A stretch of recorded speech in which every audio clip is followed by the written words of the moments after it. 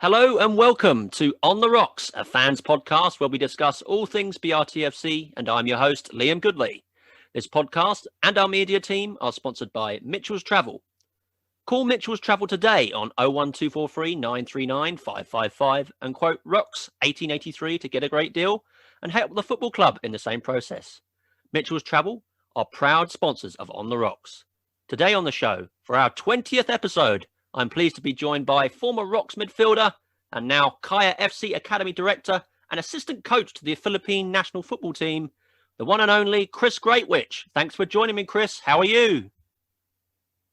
I'm very good, Liam. Thanks for having me on the show. I listened to the Dave Ray podcast and I really enjoyed it. So, I'm really excited to sit down and have a chat with you today. Yeah, it's great to hear that you listened to that, David, Chris, because I know David mentioned you, in that interview, and it's really great to catch up with you after so long. And I know you've done a lot since leaving the club in 2008.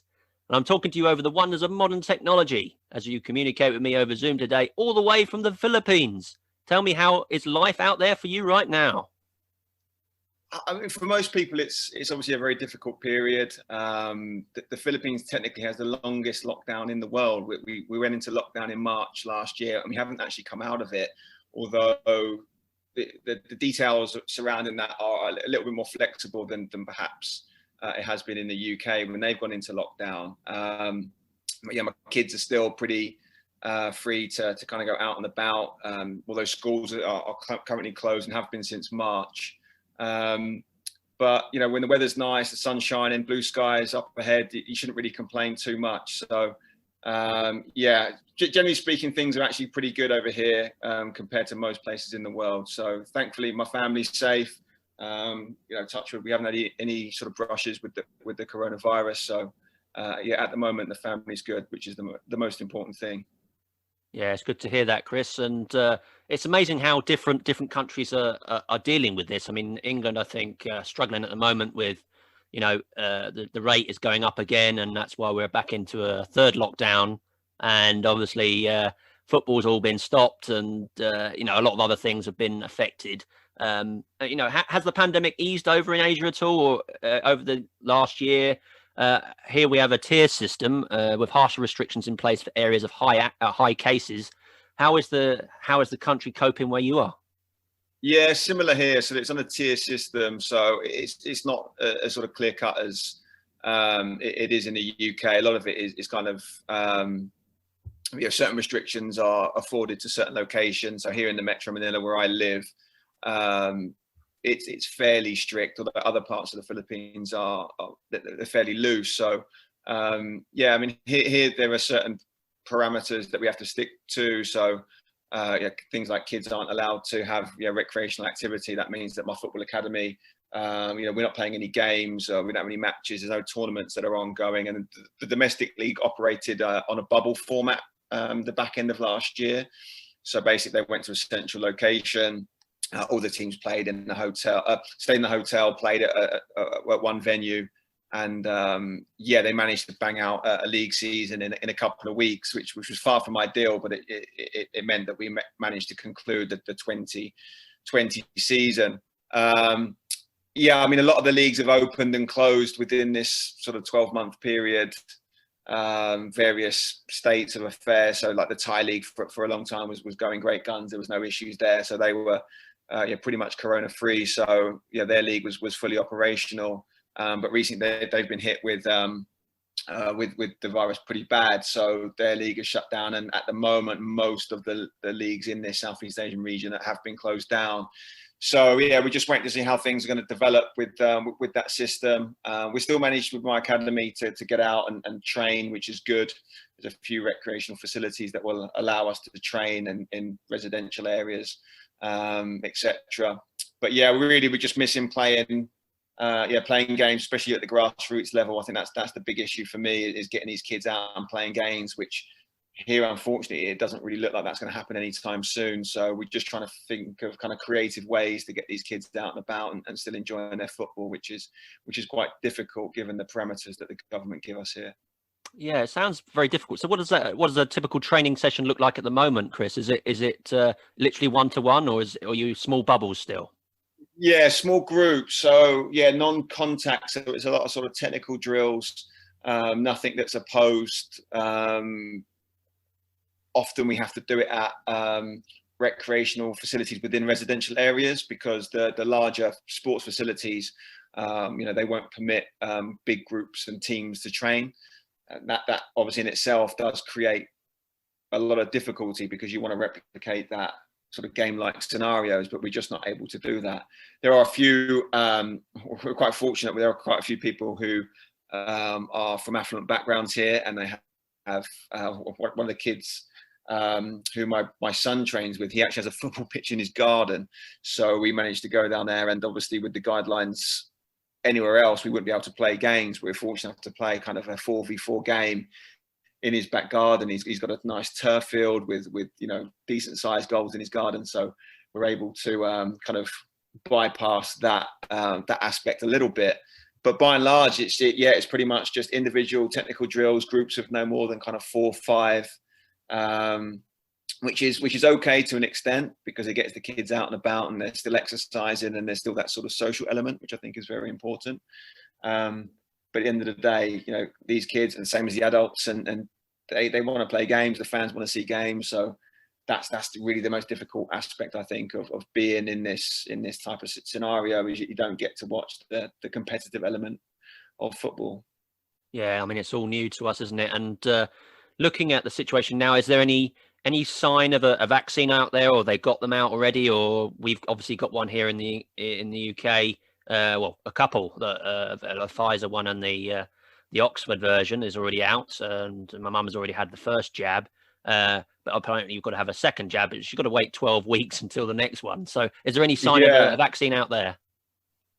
Yeah, so there's talk of it. I don't envisage it being as quick to be rolled out as it has been in the US or the UK or some other more sort of first world countries. So we'll have to wait and see how that is rolled out here.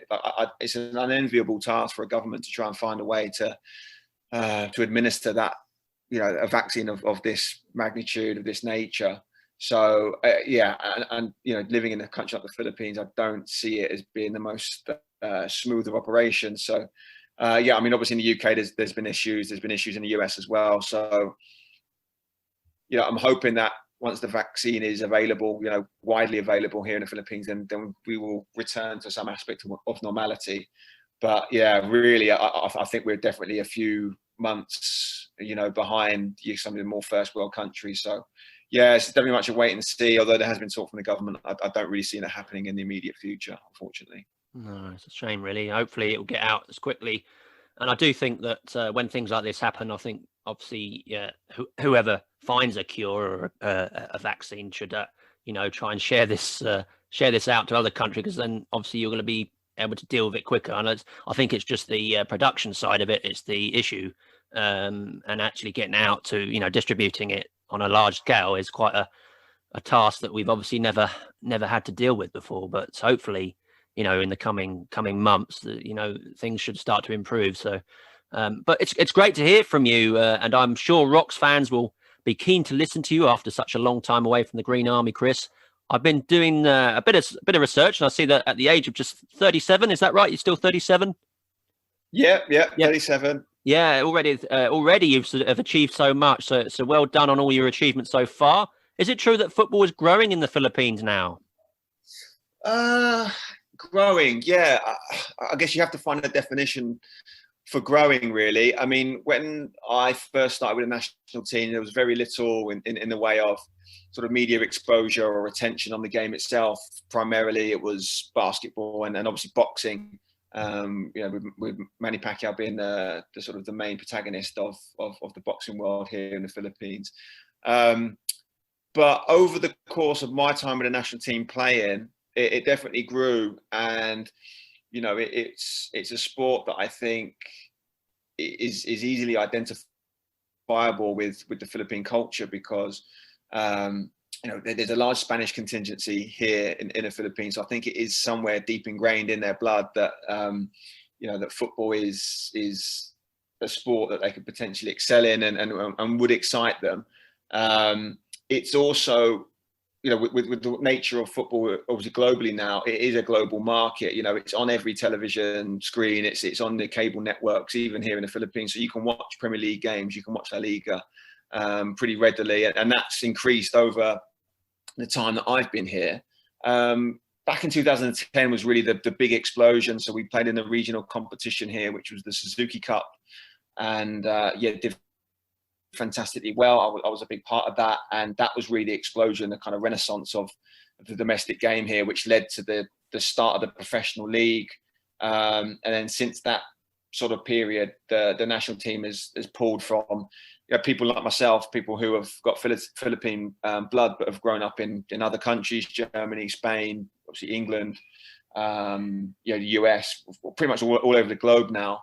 And that sort of second generation Filipinos have then started to come back to these shores and have suited up for the national team. And with that, once you start to get people who have come through, the German youth system, the English youth system, Spanish youth system, you're going to get players of decent caliber. So that's led to the national team rising in the FIFA rankings. We obviously went to an Asian Cup 2 years ago now. It's 2021, 2 years ago now, and that's obviously the biggest stage that we could potentially play on, other than the World Cup, which I think is still far in the distance. So to have the opportunity to play against a country like South Korea in a major tournament, that shows that there's been development within a sport. Now, does that equate to growth? I mean, at the grassroots level, it's getting bigger. There are more people playing the game. I can see that with my own eyes. But in terms of the infrastructure and the sort of the finances, that's actually been a sort of negative side in the last few years. So a lot of the big clubs have pulled their money. So a couple of the big corporations who bankroll some of the clubs, they've pulled their money, which has led to the league being underfunded, and the actual caliber of the league has dwindled in the last couple of years, which is a bit of a shame. But certainly the national team is on an upward trend, and you're still kind of in the hunt for a World Cup qualification place. Although I think Syria and China are in our group, and they're the front runners at the moment. So it depends on what lens you look at it from, and the angle in which you look at it from, to sort of decipher whether or not you think the game is on the up. Because on the one hand, the national team's doing great, but the domestic game is struggling a little bit. So you sort of have to take the positives from certain aspects and then try to build on the negatives to improve that in order to develop the game domestically here. Yeah, I look at countries like China, for instance. I always think that they should be competing like the likes of Japan and South Korea, that always tend to make the World Cup every time. And I'm sure that they're probably the top teams in the Asian area. But I've always wondered, like, China should be, the population they've got, the amount of talent that they must have in that country, that they're either, we don't really see them in the big World Cup competition. And it'd be great to see, and I'm going to ask you a bit about how the Philippines get into the major competition, and how it would benefit the country. And I'm sure that would improve the media side of getting football to a larger scale in the Philippines. And what some people may not know was that you started your football career playing, I believe, at Brighton Hove Albion in the youth setup there. How did this all start for you back in the 90s?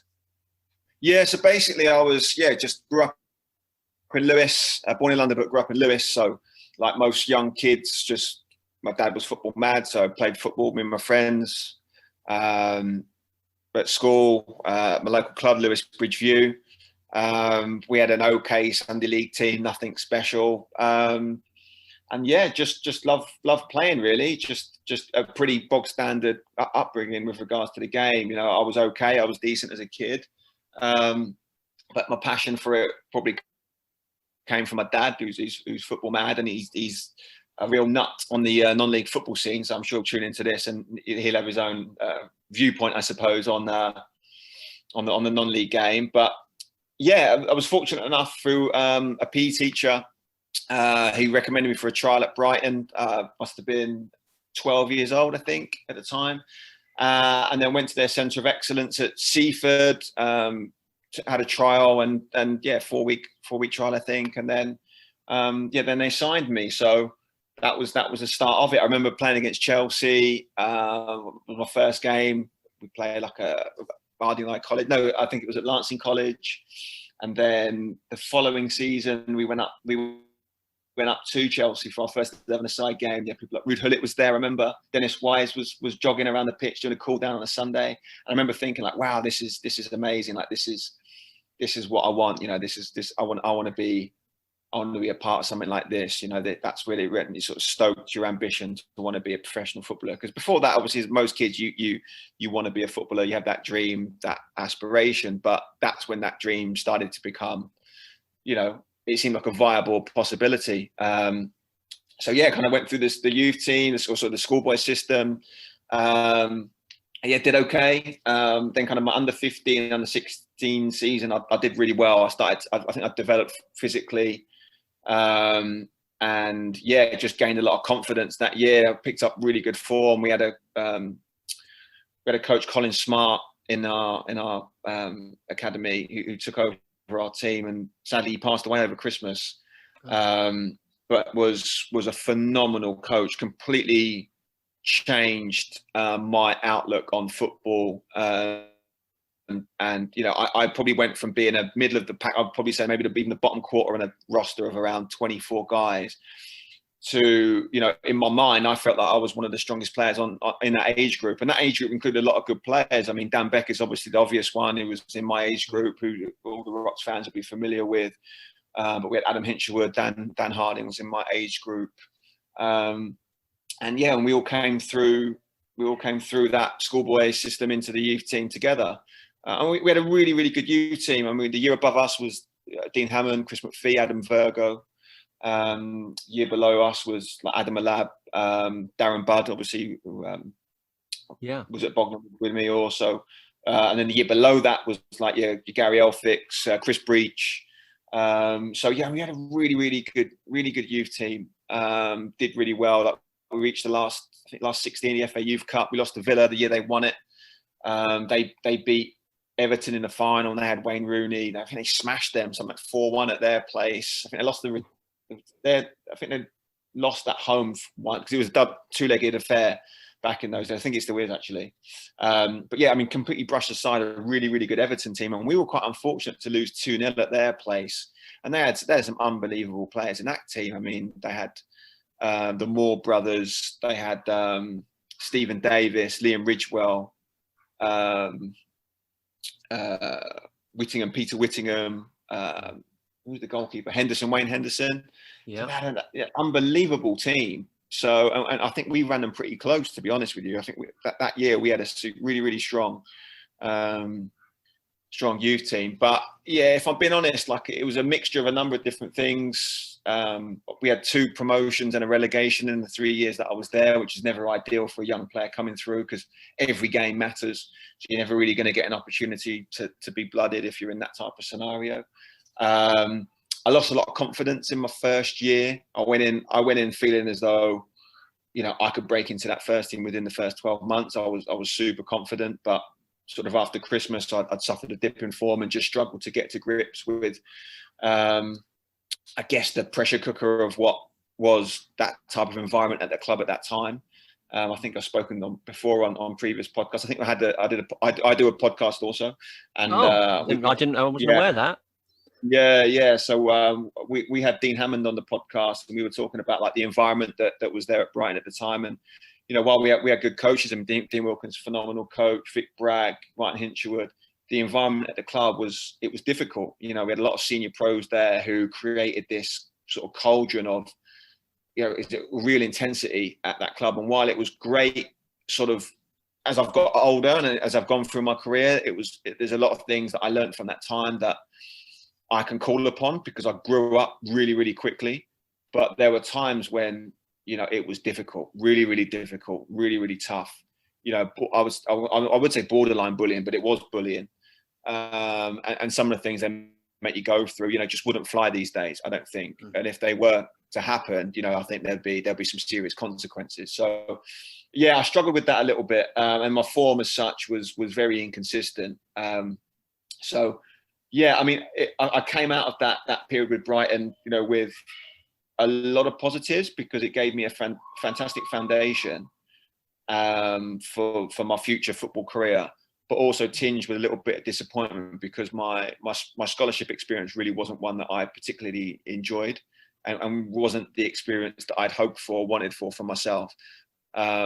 Tempered with, for me, like I obviously could have done a lot more myself. I'm not trying to blame anyone for how things developed. At the end of the day, you've only got to look at yourself and take responsibility for the way things turned out. I'm not sort of blaming anyone for unfortunately not progressing at the club. But yeah, for me, it was, as an experience, it was quite difficult as a 16, 17-year-old kid to undertake. And yeah, I just wish things had been different. But for me, I also have to take it as a positive, because I think that it definitely did help me, later on in my life. And I can certainly pull from that experience now as a coach, thinking, what is the best environment for a young player to develop, and try to come up with, an environment that's more conducive for individual player development, because I think that age is very critical, that kind of 16 to 18, 19-year-old player, especially in the modern game. So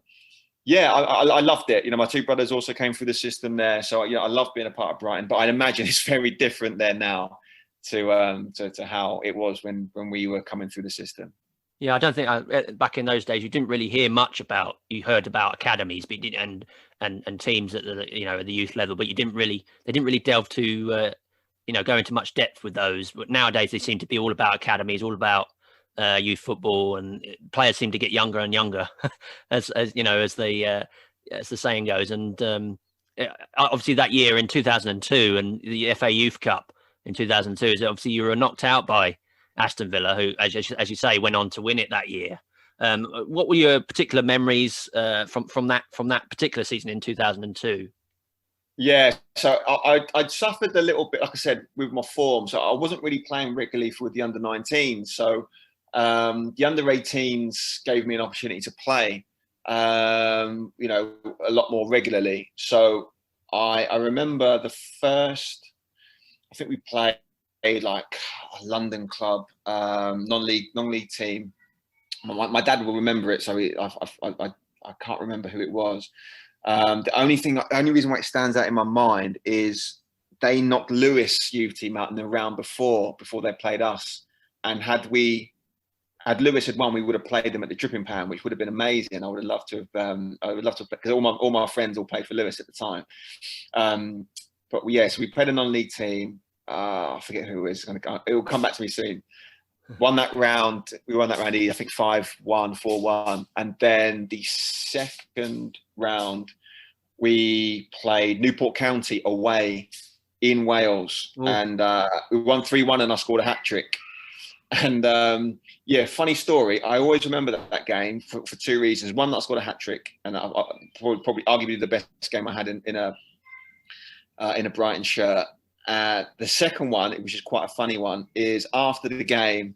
I haven't ever brought this up to Dino Wilkins, but I'll have to bring it up to him. After the game, we were brought into the change room, and he gave a little speech after the game, and he said, guys, I'm not one to normally single out individuals for praise. So I sat in the change room thinking, oh wow, this is my time, right? I'm definitely going to get a pat on the back for my performance today. I've just scored a hat trick in the FA Youth Cup. I'm definitely going to get, a little bit of praise here. And he said, guys, I'd just like to say, Mark Windsor, I thought you were exceptional today.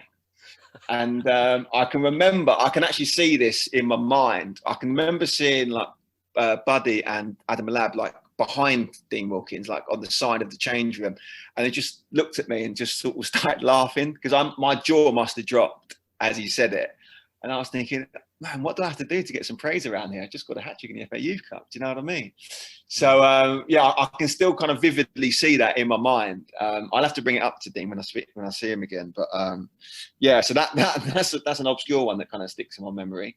But really, the big game in that campaign was I think we beat Hull or Hartlepool. I I forget which team it was, 3 or 4-1.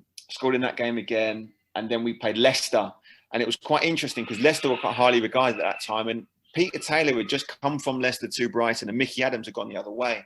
So it was quite an interesting dynamic of the two teams matching up against each other. But we played them at the Withdean, and I just felt like we could beat anyone on there. I didn't care who we played against. I just felt, and individually myself, I felt, I don't care who I'm up against. I'm a match for any player at that level. I just felt confident, and we ended up beating them. I think 2-1. We beat them 2-1. 2-1, 3-2. 3-2. We beat them 3-2, and we were spectacular that day, and earned the right to go and play Villa in the last, I think it was last 16.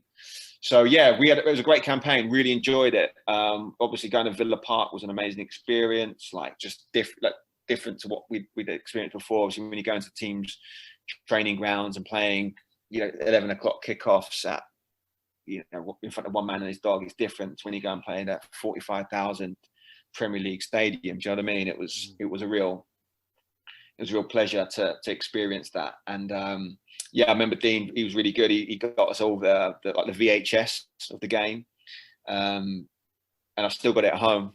And it's from time to time I might go home at Christmas and I might put it on, watch it, and it was really good game. Really enjoyed it. We were really unlucky, I think. On another day, if Wayne Henderson wasn't in goal, I think we could have come away with a victory that day. But obviously they went on to win the competition, so there's no real shame in that. But yeah, one of my fondest memories of being with at Brighton at the time was that FA Youth Cup campaign. We had a great team.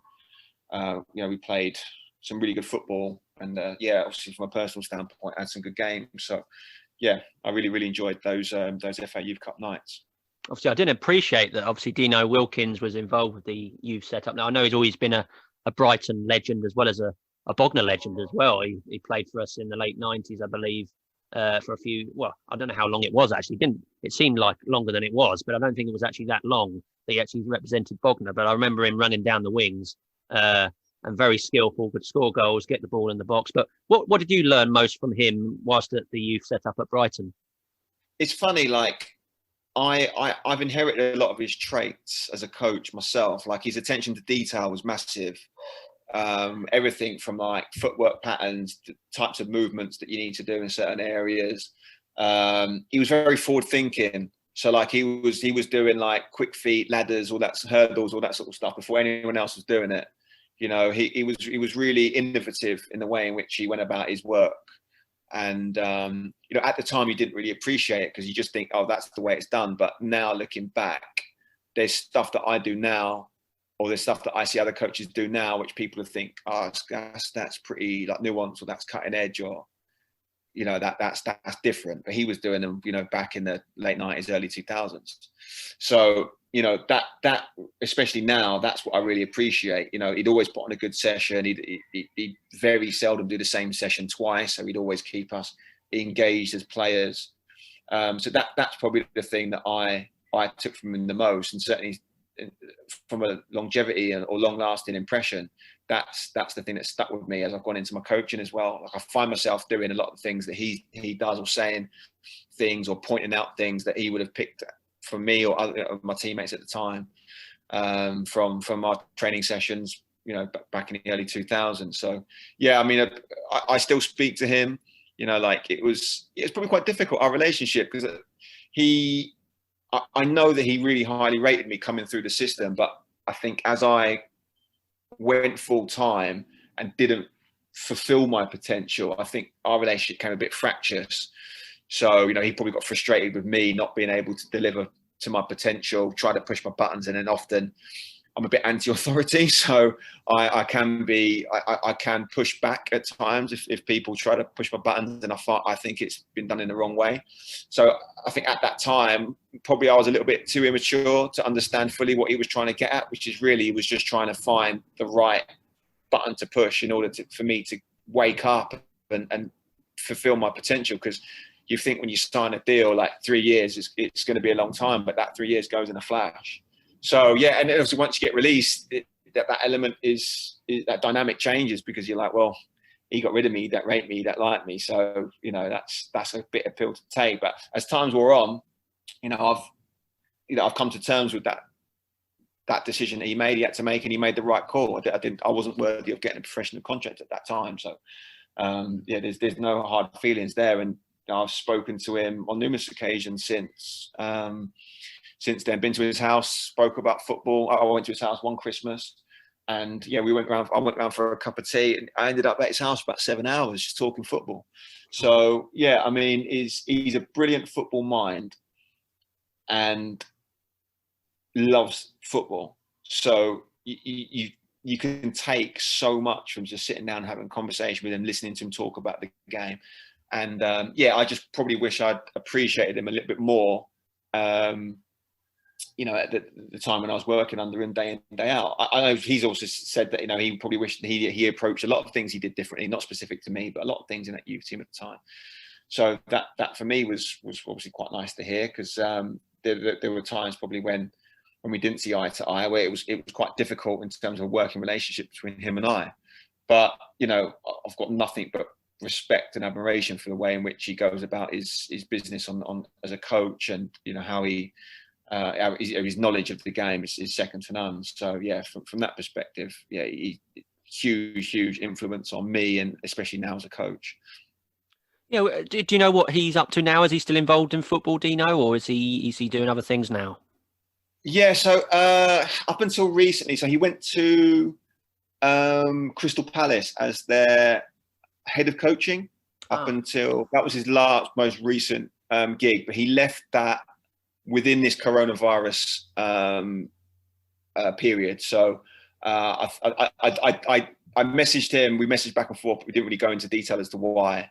That was his last role, as far as I'm aware. Within football, I spoke to him. We were messaging back and forth over Christmas, as I said, when Colin Smart, my schoolboy coach, passed away. So he was the one we were in contact over that period. But I haven't spoken to him this new year. So unless something's changed there, that I'm not aware of that. But he's still involved with the game. I know he's still passionate about it. But that's good to hear. But that's the most recent thing I've seen him being involved with. Well, it's good to hear he's still involved with the game. And I've read a really interesting interview about your early career online recently, and wasn't aware that you had two brothers, Phil and Simon, who also play football. Is it true that you are the oldest of the three? And also, would you say that they pushed you to get to where you are in football now?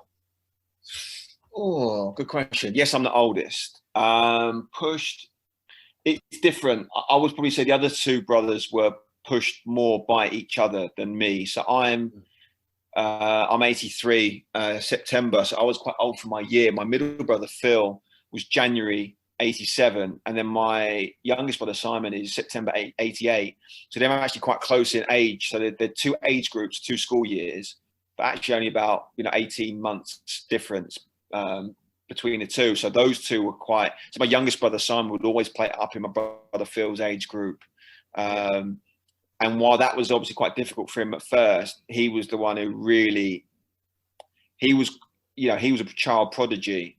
I can remember going, I said this before, I remember going to like 6-a-side tournaments when he was like 7, 8. You play a couple of games, and all of a sudden, like by the 3rd, 4th game of the tournament, there'd be like, droves of people coming around to watch him play. Fully grown adults watching him, mouth ajar and marveling at this young kid and like the stuff that he could do with the football. So he was pretty precocious as a kid. And I remember he never actually played Sunday League. The first club he signed for was Brighton. And the year after I signed, my dad and my 2 brothers were just playing at Waterhall just mucking around on the side of the pitch while I was training with the Brighton team. And the coach was like, "Wow, your 2 boys are decent. Like, would I be interested in having a child?" My dad was like, "Nah, they don't even play Sunday League. They just muck about with me." And I think my middle brother had played Sunday League at this point, and then my brother would just kind of train with them, but he hadn't actually played for a formal team.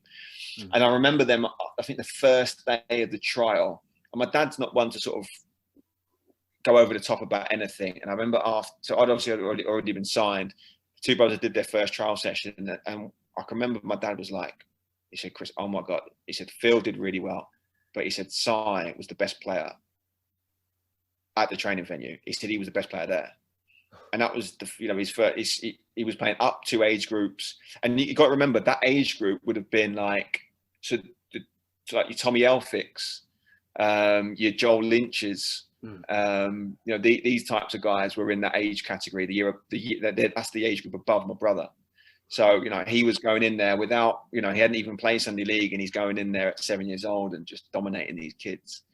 So, yeah, I mean, he was pretty precocious and really unfortunate with injuries. Like he had a double hernia. And when he came out of the double hernia at 14, he had a heart murmur.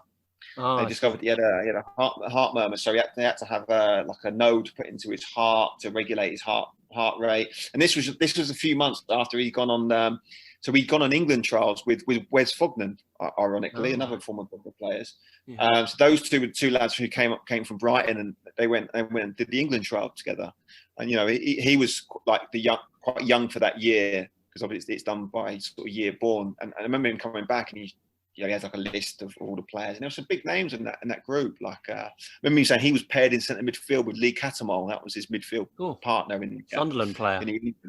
Yeah, so like it was always really highly thought of at the club. It just, that period, kind of 12 to 16, it just never really worked out for him. And then my middle brother just had a bad experience. I think he got really let down by the club. He had a bunch of bad coaches. He had a lot of I think there's a lot of nepotism in his age group. There was a lot of players who I think were decent in the age group who didn't really get proper looks. And my brother was one of those. You had people like, so who would have been in that team who Rocks fans would remember? Dean Cox was probably done. Jake Robinson are the two ones who came out of that team and done really well. So he was in that group. And he came through the system with them from, when he was like 9-10 years old. So, he was a very, very good footballer in his own right. But I don't think he really enjoyed the experience that he was afforded at Brighton. I just think he got bad luck with coaches who didn't really do much for his development. And he ended up leaving the club at 16. He said he'd had enough and just wanted to play with his friends. Mm-hmm. So it was. I think we all had sort of different experiences at the club, and obviously, like I said, I'm sure it's very different now to how it was back then. But again, we have to be thankful because we've all gone on to have careers within the game in some capacity. So it obviously didn't affect us too much that we lost that passion and enthusiasm for football.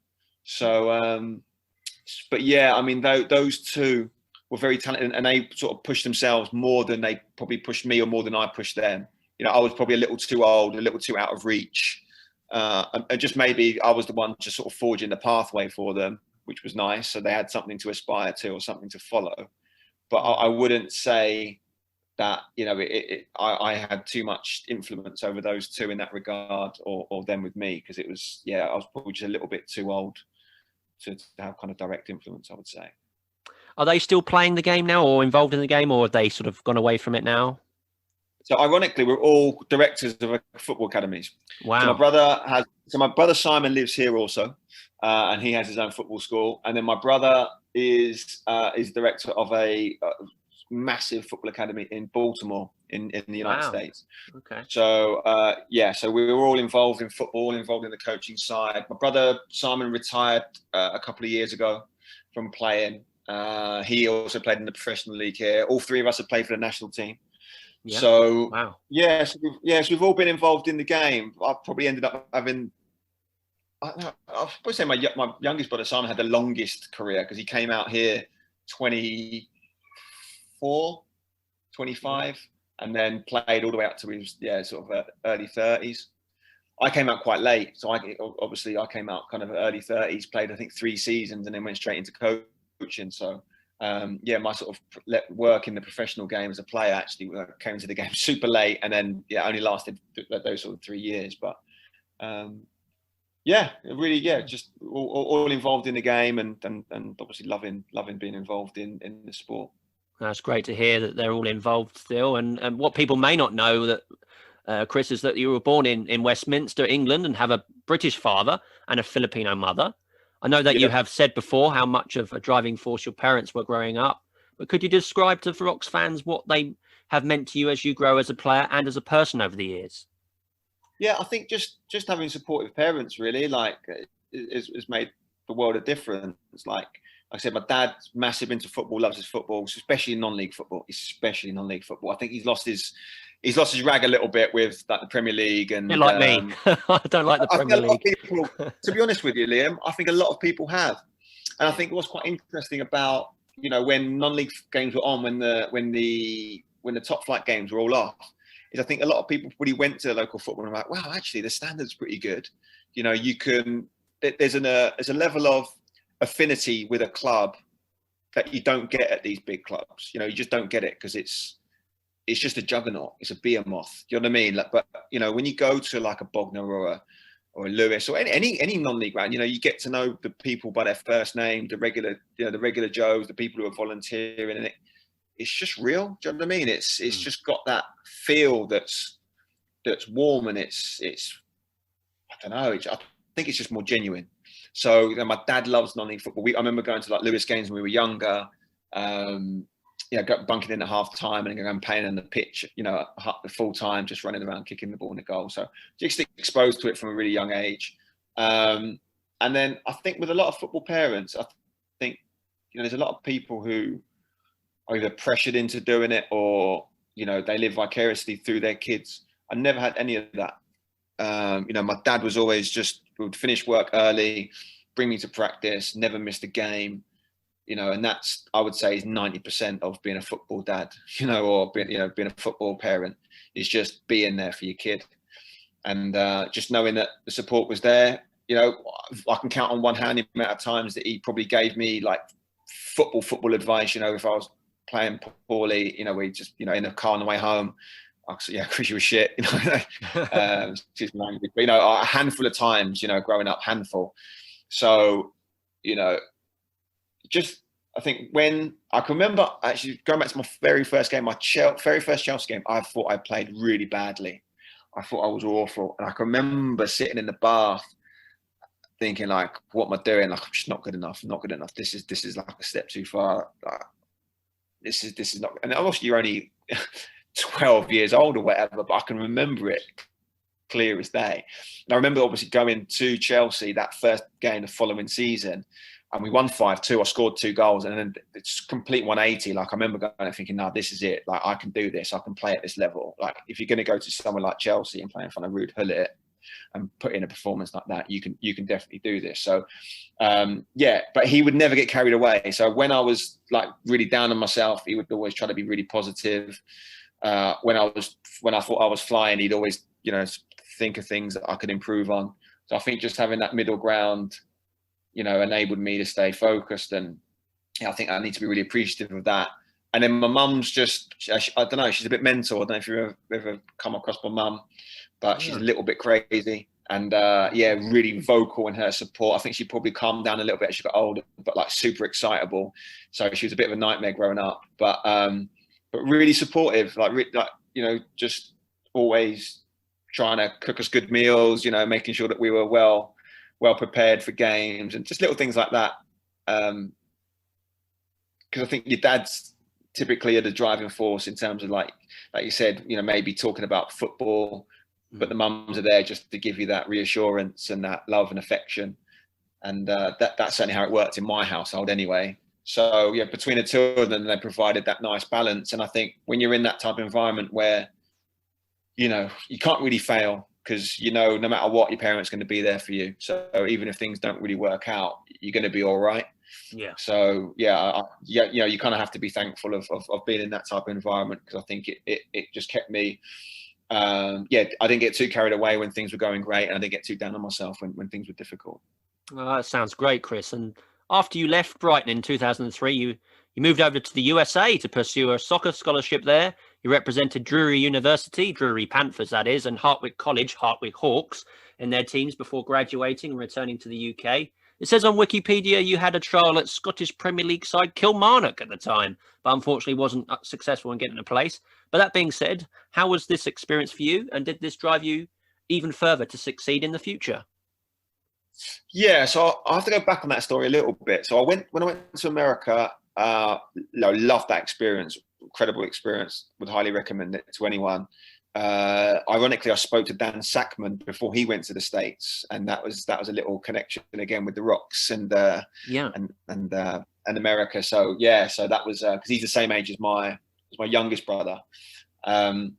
So yeah, I loved that experience. But when I was there, obviously I knew that I wanted to come back, and I sort of I fell out of love with the game a little bit after my experience at Brighton. So I went to America just not to reinvent myself, but just to try and get away and just do something different. I'd seen a lot of the lads, get 1 year deals, 2 year deals, 6 month deals, and it end up sort of falling down the pecking order, falling into non-league or drifting out of the game altogether. And I was like, I'm not going to do that. I want to do something that's going to benefit me long term. So getting a degree and getting the opportunity to play, plus having a new experience is something that appeals to me. So I went over there, and then while I was there and about to conclude my degree, I had spoken to a couple of different people, and they put me in touch with an agent who set me up with the trial at Kilmarnock. A guy called Jim Jeffries was up there at the time, who quite well respected Scottish manager. He'd done quite well. And did the trial. Played it. It was a bit weird though, because I think that I'd gone away with the national team and come back. And then the day before, because this was January, I think, of that year, the day before I was supposed to go up, I got a phone call, and I was told that they just signed a guy called Momo Silla, who'd played at Celtic, I don't know, like 200 games or something stupid, league games. And they signed him as a central midfielder. Oh. So I was like, okay. So the guy was like, look, do you want to go up still? He said, they might be looking for a winger. I said, I know you played on the wing before. I said, look, I don't really want to play there. But I said, okay, well, it's an opportunity anyway to get in front of experience as well, isn't it? At that time. Yeah, so I decided to go up, and I went up. I did okay, but it was weird because a guy who went up with me at the time was a guy called Tim Clancy. I don't know if you remember him. He was playing at Fisher. Yeah, he was a Fisher, so he would have been on. You might have seen him on the non-league circuit, and so we stayed together, and then they needed a right back, centre back, and they picked him up, and then because he was the immediate, more pressing sign and needed to make, and then they ended up saying, "Oh, do you want to come back for pre-season next year?" Because they'd known that they had a couple of players who were coming off contract that year. So I said, look, let's see what happens. But I'd sort of been around long enough to know, look, if it's not going to be now, then maybe this ain't going to be the right fit for me. So I ended up going down to Lewis for the remainder of that season.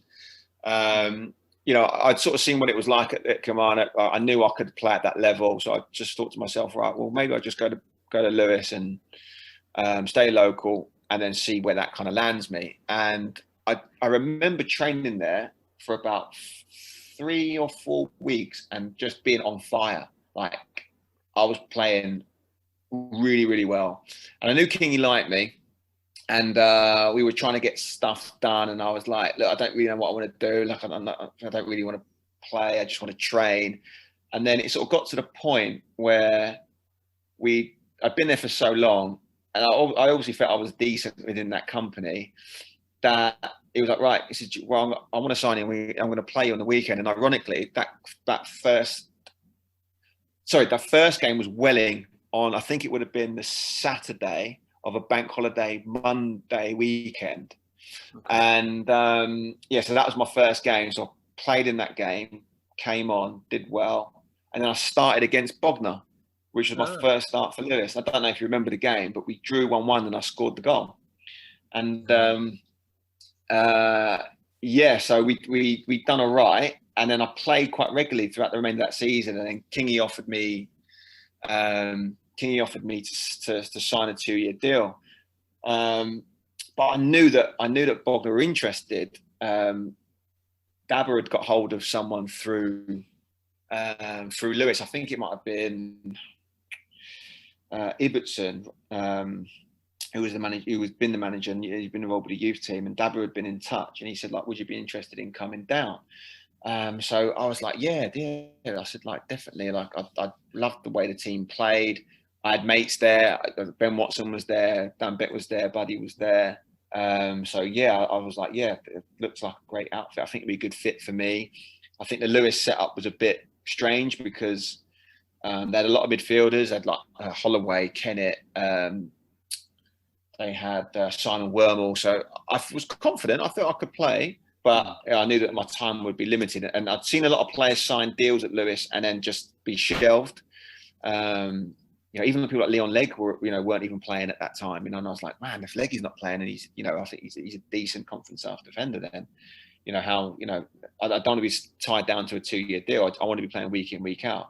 And that's kind of how it started. That's how I ended up going down the path of potentially signing for Bognor. It caused a bit of uproar because Kingy thought that I'd agreed. I've never agreed to anything. So it's got to be on paper, isn't it? It's got to be on a contract once you. Yeah, and verbal agreement's okay, but it's got to be on. No, I didn't agree. Like it was like, because he offered it, and I was like, okay.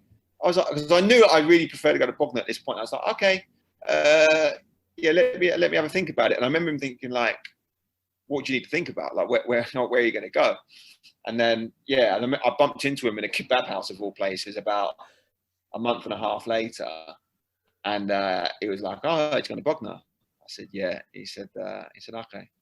Do you not fancy giving me a phone call? And then it got a little bit heated, but it was okay. I just felt at the time that Bognor was a better fit. Like the style of play, great pitch, good people. I knew the lads, quite a few of the lads, and that was actually how it kind of transpired. Me going down to Bognor. I was sort of sidestepped a lot of time there because you're talking about Kilmarnock. Yeah, because I was going to ask you about. Yeah, it is kind of interlinked with, because it literally happened. I went to Kilmarnock on that week, and then the following week I was already training with Lewes. So that's kind of how I segued into that. I know it was a short stint with Lewes, but before I ask you about your time with Bognor, I have to ask you about being called up to the Philippine national team in 2004, I believe it was. How did you find out, and how did that go for you in the early stages before you even started for the side? Yeah, so basically, my grandmother passed away in 2002, and my mother came back here for the funeral. So I hadn't been back to the Philippines since I was about 4 years old, so it'd been a long time. And I ended up getting an email from a guy from the federation about a year after, or 2 years after, sorry. My mum came to the Philippines because she actually went to the federation office and basically knocked on the door and was like, "I've got 3 boys who play football. So would you be interested in their services?" That was basically how it went down.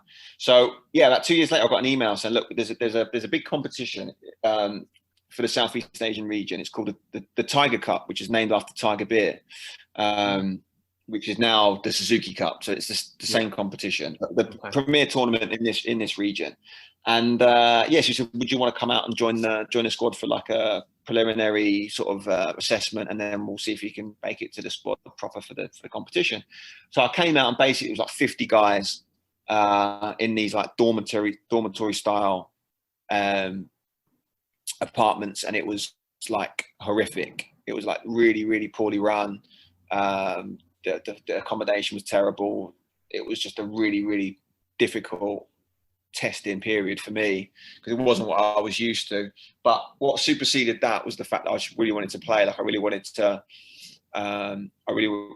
represent the Philippines. I really wanted to do something for my mum and her side of the family, and fulfill a dream and fulfill an ambition. Everyone wants to play play international football. Obviously for me growing up, England would have been my first choice because that's the pinnacle for any person who grows up in England is the opportunity to play for England. But obviously when that was wasn't realistic, the opportunity to play for the Philippines in an international competition, that was a viable option. So I really wanted to pursue it. Yeah. And it was like sort of X Factor style. So each day there was like an elimination. Like one guy will find his bags being packed and he would be sent home. So so you go from like 50 guys. We ended the first week. It was like 40 guys. Then it's like 35 guys, and then as the weeks sort of go on. Yeah. you start to think, yeah, I've got a good chance of making the squad here. Like I'm playing well. I'm confident. You know, you kind of get a feel for it, can't you? When you're in a starting 11 group more often than not. Coach seems to get along with you well. We built up a pretty good rapport, and then and yeah, lo and behold, we had like a preliminary squad that went out to Vietnam. We did a camp in Vietnam.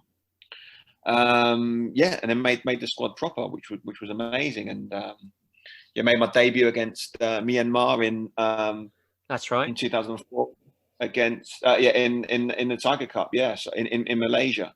So yeah, one of the most incredible moments in my career, and just an amazing privilege and honor.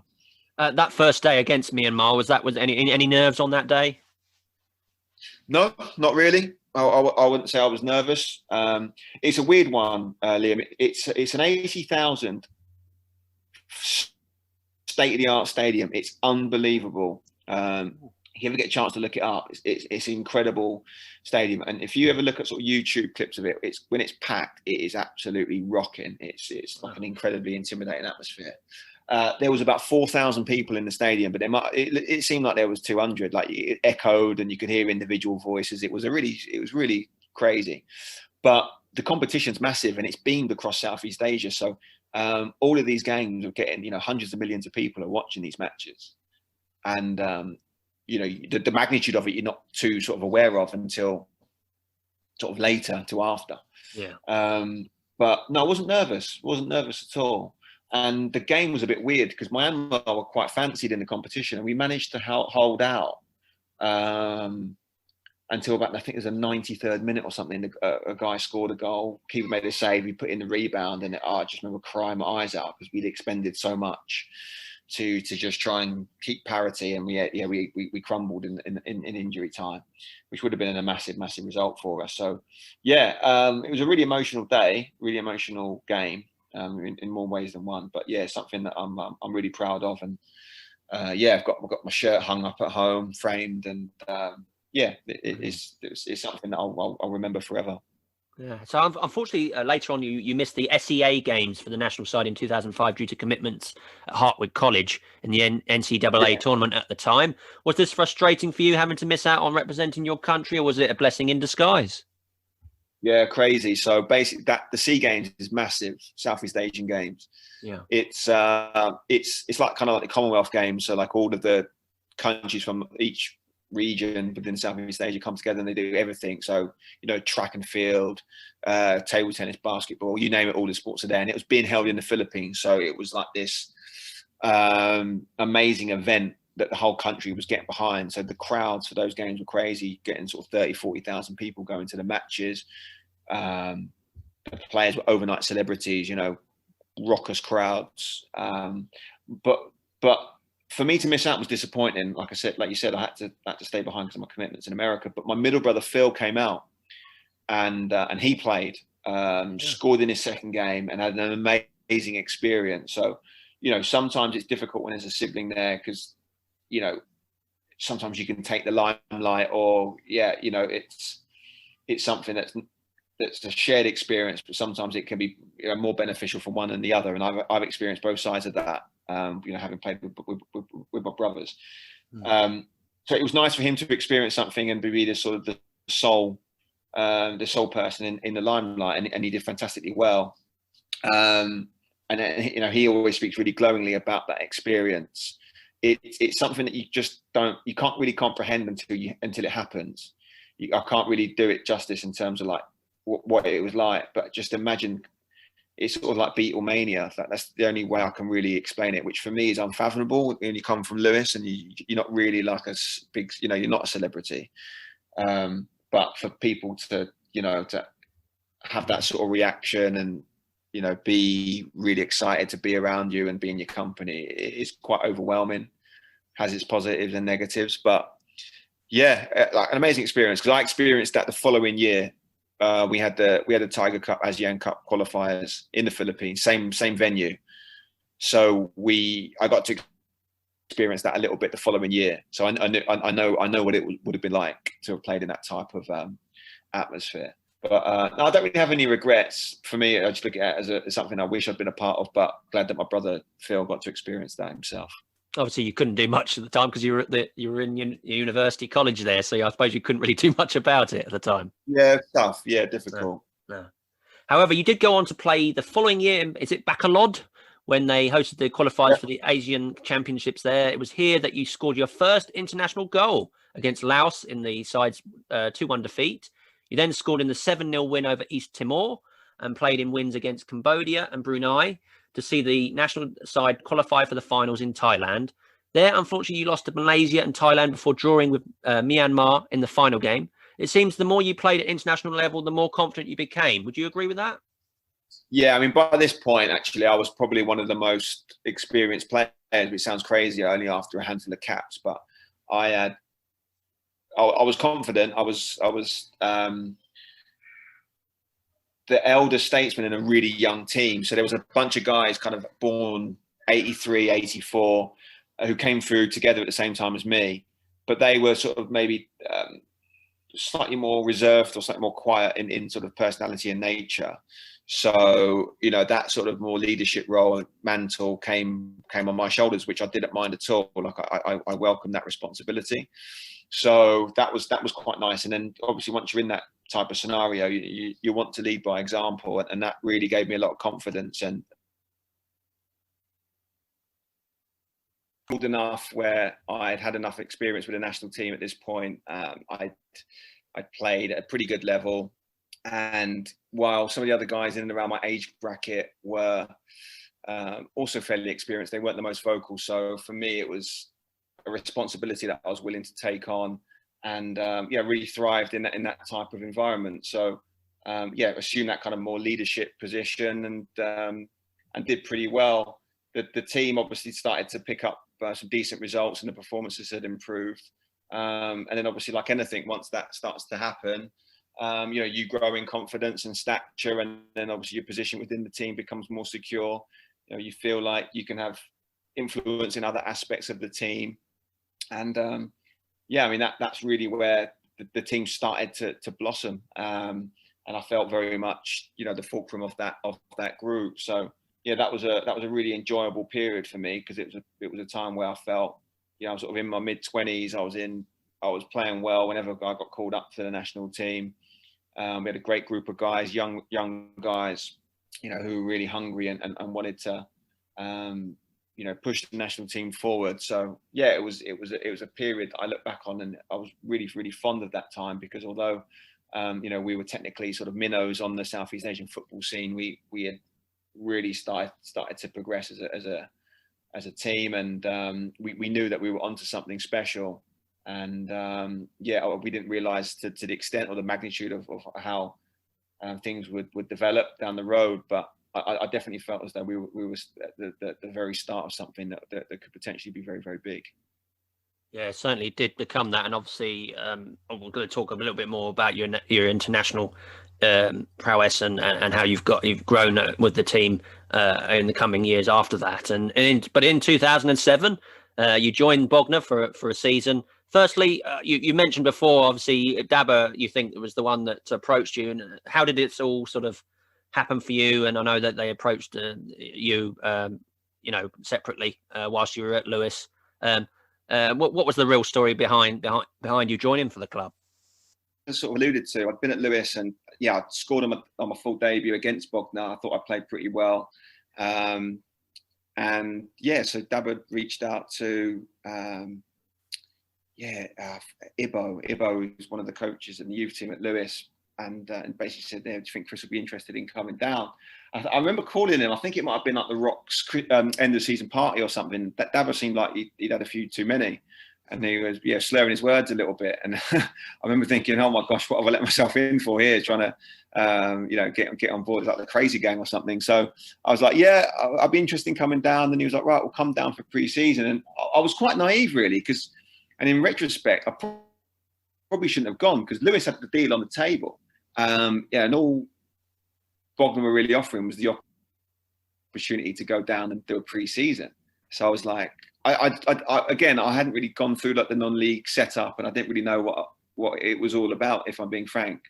So after sort of a couple of weeks of the pre-season, I'm thinking, oh gosh, he hasn't even talked about a contract yet. Like, is this just an extended trial or something? So, but yeah, I just didn't have sort of gone past the point of, wanting to actually should have a sit down and have a conversation about this. So I was just like, I'm just going to get my head down then and just work through the pre-season and then see what happens. And then, yeah, lo and behold, I think it was a salesy game.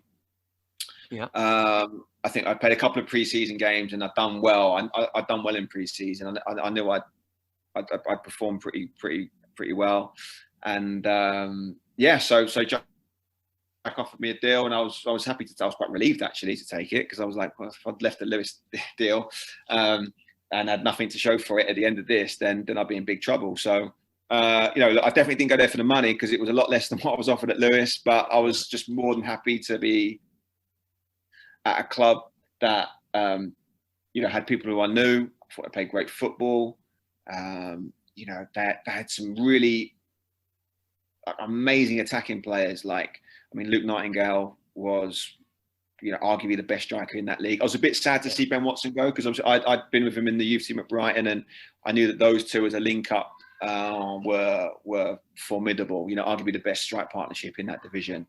And obviously he moved that summer, and we'd spoken on the phone actually, because I told him that I'd be interested in going, and he's like, look, I'm going to be leaving. So that was a bit of a disappointment. But Dan Beck was there, Buddy was there, Dab was a good coach. So no, I was really excited to sort of kickstart my career in the UK, and I was really happy to be joining a club like Bognor. Yeah, you were in the heart of the midfield for Bognor as a creative midfielder for I think it was over 20 games, according to my research there. Did you enjoy your time in the Bognor side, and who would you say were your closest whilst with the team? You've already mentioned a few names, of course. Yeah, two questions there. Like, I'll probably start with who's closest. Yeah, obviously the lads who I knew from Brighton, I was pally with. But yeah, it's a really, really good group of guys there. Like people like Jody Rowlands, Charlie Balfe. You come in on a Tuesday to train or Monday to train, and you'd always ask, like, yeah, Craig, how'd you get on with the darts? Because Craig Standard loved his darts. Probably more than he liked his football, to be honest. So like it was a really, really good group. So in terms of the player, like Dave Ray, he told a story about being called Razor, but yeah, I think he also didn't tell you that one of the lads from another club used to call him Stingers. That was another nickname that he had, that he kept quiet. He didn't mention that. But I'm pretty sure that I come up with Razor, so I'm not having Birmingham steal that one. Or maybe I just jumped on the bandwagon with maybe Birmingham was calling him it. But I just thought it was a really good group of lads. It was different to the Lewis environment. There was it was non-league and it was Conference South, but there was still a lot of egos in that Lewis dressing room and a lot of big personalities. I'm not saying there weren't in Bognor, but it was definitely a more of a friendly family atmosphere there, even amongst the lads. That definitely made you feel a lot more welcome. So from that aspect, I really, really enjoyed it. Yeah, that sounds great. And so you fitted in straight away, really, because you had players there that you already knew, obviously from the youth setup at Brighton. Yeah, I mean that certainly helped with the transition, and I've known that Dabber as well from being in the. He coached in the youth team as well. I mean, sort of going back to your earlier question about, how the time went for me. Yeah, it's weird because there are so many games where I was like, I really loved being a part of that team. I look at like, I think you mentioned in our email exchange, the Sutton game. I remember the first game. I remember playing Welling away, first game of the season. Brilliant game.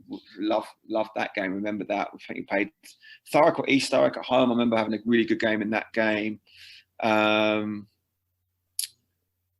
But it was very up and down. It was very up and down that season, especially for me. My form was patchy at best. I could be brilliant and breathtaking in one game and then awful in the next. Like, I remember that was one of the patchiest in terms of form that I can really recall. A lot of it, to be honest with you, Liam, was down to my personal circumstances at that time. Yeah, I mean, looking back, I was probably quite depressed, actually. I was working in recruitment and I didn't really enjoy my job. it was a great work environment, and the people who were there were amazing. But I just didn't really see myself being in the rat race. I'd never really envisaged that type of life for me. I'd always, no disrespect to anyone who's in that, but I just wasn't that 9 to 5 office type person. And to find yourself in that, and then obviously I'd had the rejection at Kilmarnock, and I kind of wanted to come home because I felt like I could get a league club. So I think a lot of that tied into me just probably being quite down on myself. Having quite low self-esteem during that period, and I think that led to me having quite a sort of patchy, consistency with how I played at the club. But I loved it. I loved being there. Like people like Graham, who's obviously sadly passed away, but as a kid, the kit man. Oh, what a amazing guy! I tell you what, one of the best moments of me being at that club was one of the I can't remember who it was, but someone asked him like, "Who's your favourite player here?" And like we was all in the changing room, and and he came over and he said him, and he gave me a big hug, and I'll never forget it. It was like a really, really sort of touching moment. Like, on thinking back, like it makes me quite emotional because it was quite a poignant moment, because I think a lot of the lads had looked at Graham and had sort of admired him. Do you know what I mean? Because of how diligent he was about his work, and but no one felt sorry for him. Do you know what I mean? No one felt sorry for him. He was there, and he'd be supporting the boys home and away, and for him to pick me out, it was amazing. And I'll always remember that. He was such a good guy. So really sad when I read that he passed away in recent years. But yeah, so it's really up and down. Like I have very mixed feelings about my time there, because I felt I came in with a lot of expectation. I knew that. I remember there was an article in I think the Argus, and they had me down as like one of the 5 guys from non-league to look out for that season. And after the Welling game, I can remember that I was stupid. I read a lot of those the pro boards. Do you remember those? I used to read a lot of those. The message boards. Message boards. I used to read them. They're still going, but they're not as busy as they were in those. Yeah, I used to read them, Liam, and the feedback was sometimes, and I used to take it really to heart, which was a mistake. I never should have read them. But I remember, like after that Welling game, I remember people like, "What have we got here? This boy is different level." I had a good game. I remember playing really well, and I think people thought that, because obviously it was Birmingham and me played centre midfield at that time. I think people were thinking, "Yeah, we got a shit hot midfield combination in those two," because Birmingham was unbelievable. Like, make no mistake about it, Birmingham was, arguably the best centre midfielder in that league. Certainly over a period of time, phenomenal player. Yeah. And obviously to play alongside him, we were going up against people like Neil Smith and Richard Carpenter at that time. People who played at really, really high level, and we bossed them, absolutely ripped them to shreds. So I felt as though I could do well on that level, but yeah, for whatever reason, just my consistency was poor. And I think some of the fans were quite harsh. I remember, I won't mention his name, but one of your more prominent Bognor fans, they did a report. I think it was in 2010. They did a decade, like the best of the decade type thing. And one of the questions was, who promised the most but delivered the least? And he put down my name. That was what he put down. He said it. My dad was like, that's a backhanded compliment. He was like, no, they just expected you to come in and be like this, midfield dynamo, and it never quite transpired. But I thought that was a bit harsh, because I just didn't think I got much of an opportunity there. I felt, obviously with all the coaching changes, the predicament of the team as well, being in that precarious relegation dogfight, maybe they felt they needed someone more industrious. Maybe needed someone maybe who was going to put in put their foot in a little bit more, which isn't my strongest suit. I'm a creator. I think I've got imagination. I like to do things differently with the ball to most players. So maybe that isn't best suited to a midfield relegation dogfight. So. But I have to emphasise this. I never regretted going there, and I never for 1 minute wanted to leave. And there's no one knows this except for probably Birmingham and Dabba and maybe Jack. But I'd gone to Burgess Hill to get some games because obviously Jamie Howell had gone there. I'd gone there on dual reg forms and done a couple of games with him. and he was really keen to sign me. And Birmingham was like, listen, Chris, you should go because things are going to change here in the summer. And obviously he knew what was going on, but I didn't know what was going on. And he said, listen, he's going to offer you a deal. He said, you should take it because you don't know what's going to happen here. And I said to him, I said, listen, I'm here to the end of the season. I said, I'm going to stay. I said, I'm not going to leave. And he said, no, you're stupid. I said, no, I'm not going. I'm not leaving. And I stayed to the end of that season to make sure that we stayed up. Now, it wasn't the best decision for my career. And again, maybe I was just a little bit naive. But I think these are the sorts of things that sometimes fans, they don't see, they don't understand. You know, I put the team ahead of what probably would have been a better decision for me professionally, personally, financially, definitely, in order to make sure that I finished the job, which was to make sure that the Rock stayed up that year. So, yeah, it's I took those things to heart, and obviously it stayed with me because in 2021 I'm still bringing it up. But no, I've always wondered, like, if players do look at things like the message boards and that, because I know I wish I hadn't. Though. Yeah, I wouldn't recommend it. It was a real. It messed with my head a little bit. I shouldn't have done it. Do you think that affected your season directly by looking at things like that on online? I think it's just a combination of different things, Liam. Like I said, I wasn't happy with my personal life. I wasn't happy with my form. So when you read it, you're reading what you already know, really. So half the people are like, this guy's great. He brings to the team that creative element that we're missing. He can unlock a defence. He's brilliant. And then the other people are like, he can't tackle. We need someone who's going to put their foot in. We need someone who's going to do the dirty work. We're in a relegation dogfight, and that's difficult. It's not easy to read. And like I can only imagine what it's like when you're Premier League player on social, but sometimes it's worse. Sometimes it's better to hear 20,000 people screaming at you than it is to hear, in their individual voices. And I've experienced that. So yeah, you're a lot more closer to it, aren't you, at non-league level? Yeah, you can hear everything. Yeah, definitely. So yeah, but I loved it.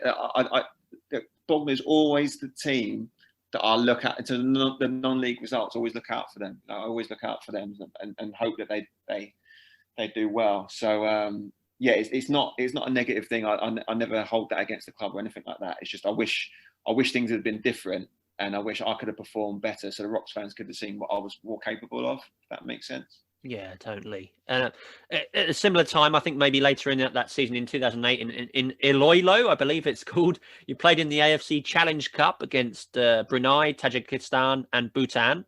The team would eventually be eliminated on goal difference, despite not conceding a goal or losing a match. Later that year, you played in the 2008 AFF Suzuki Cup qualifiers in Cambodia, where the side again would be eliminated from the tournament, this time on the basis of goals scored. Despite wins against East Timor 1-0 and Cambodia 3-2, with yourself scoring the second, the draw against Brunei 1-1 and lost to Laos 2-1, saw Laos and Cambodia qualify for the finals. Again, so near to getting further, but it wasn't to be. You were clearly growing as a player here, and towards the end of your spell with the Rocks at the time, how did playing at Bognor benefit your international duties, if at all?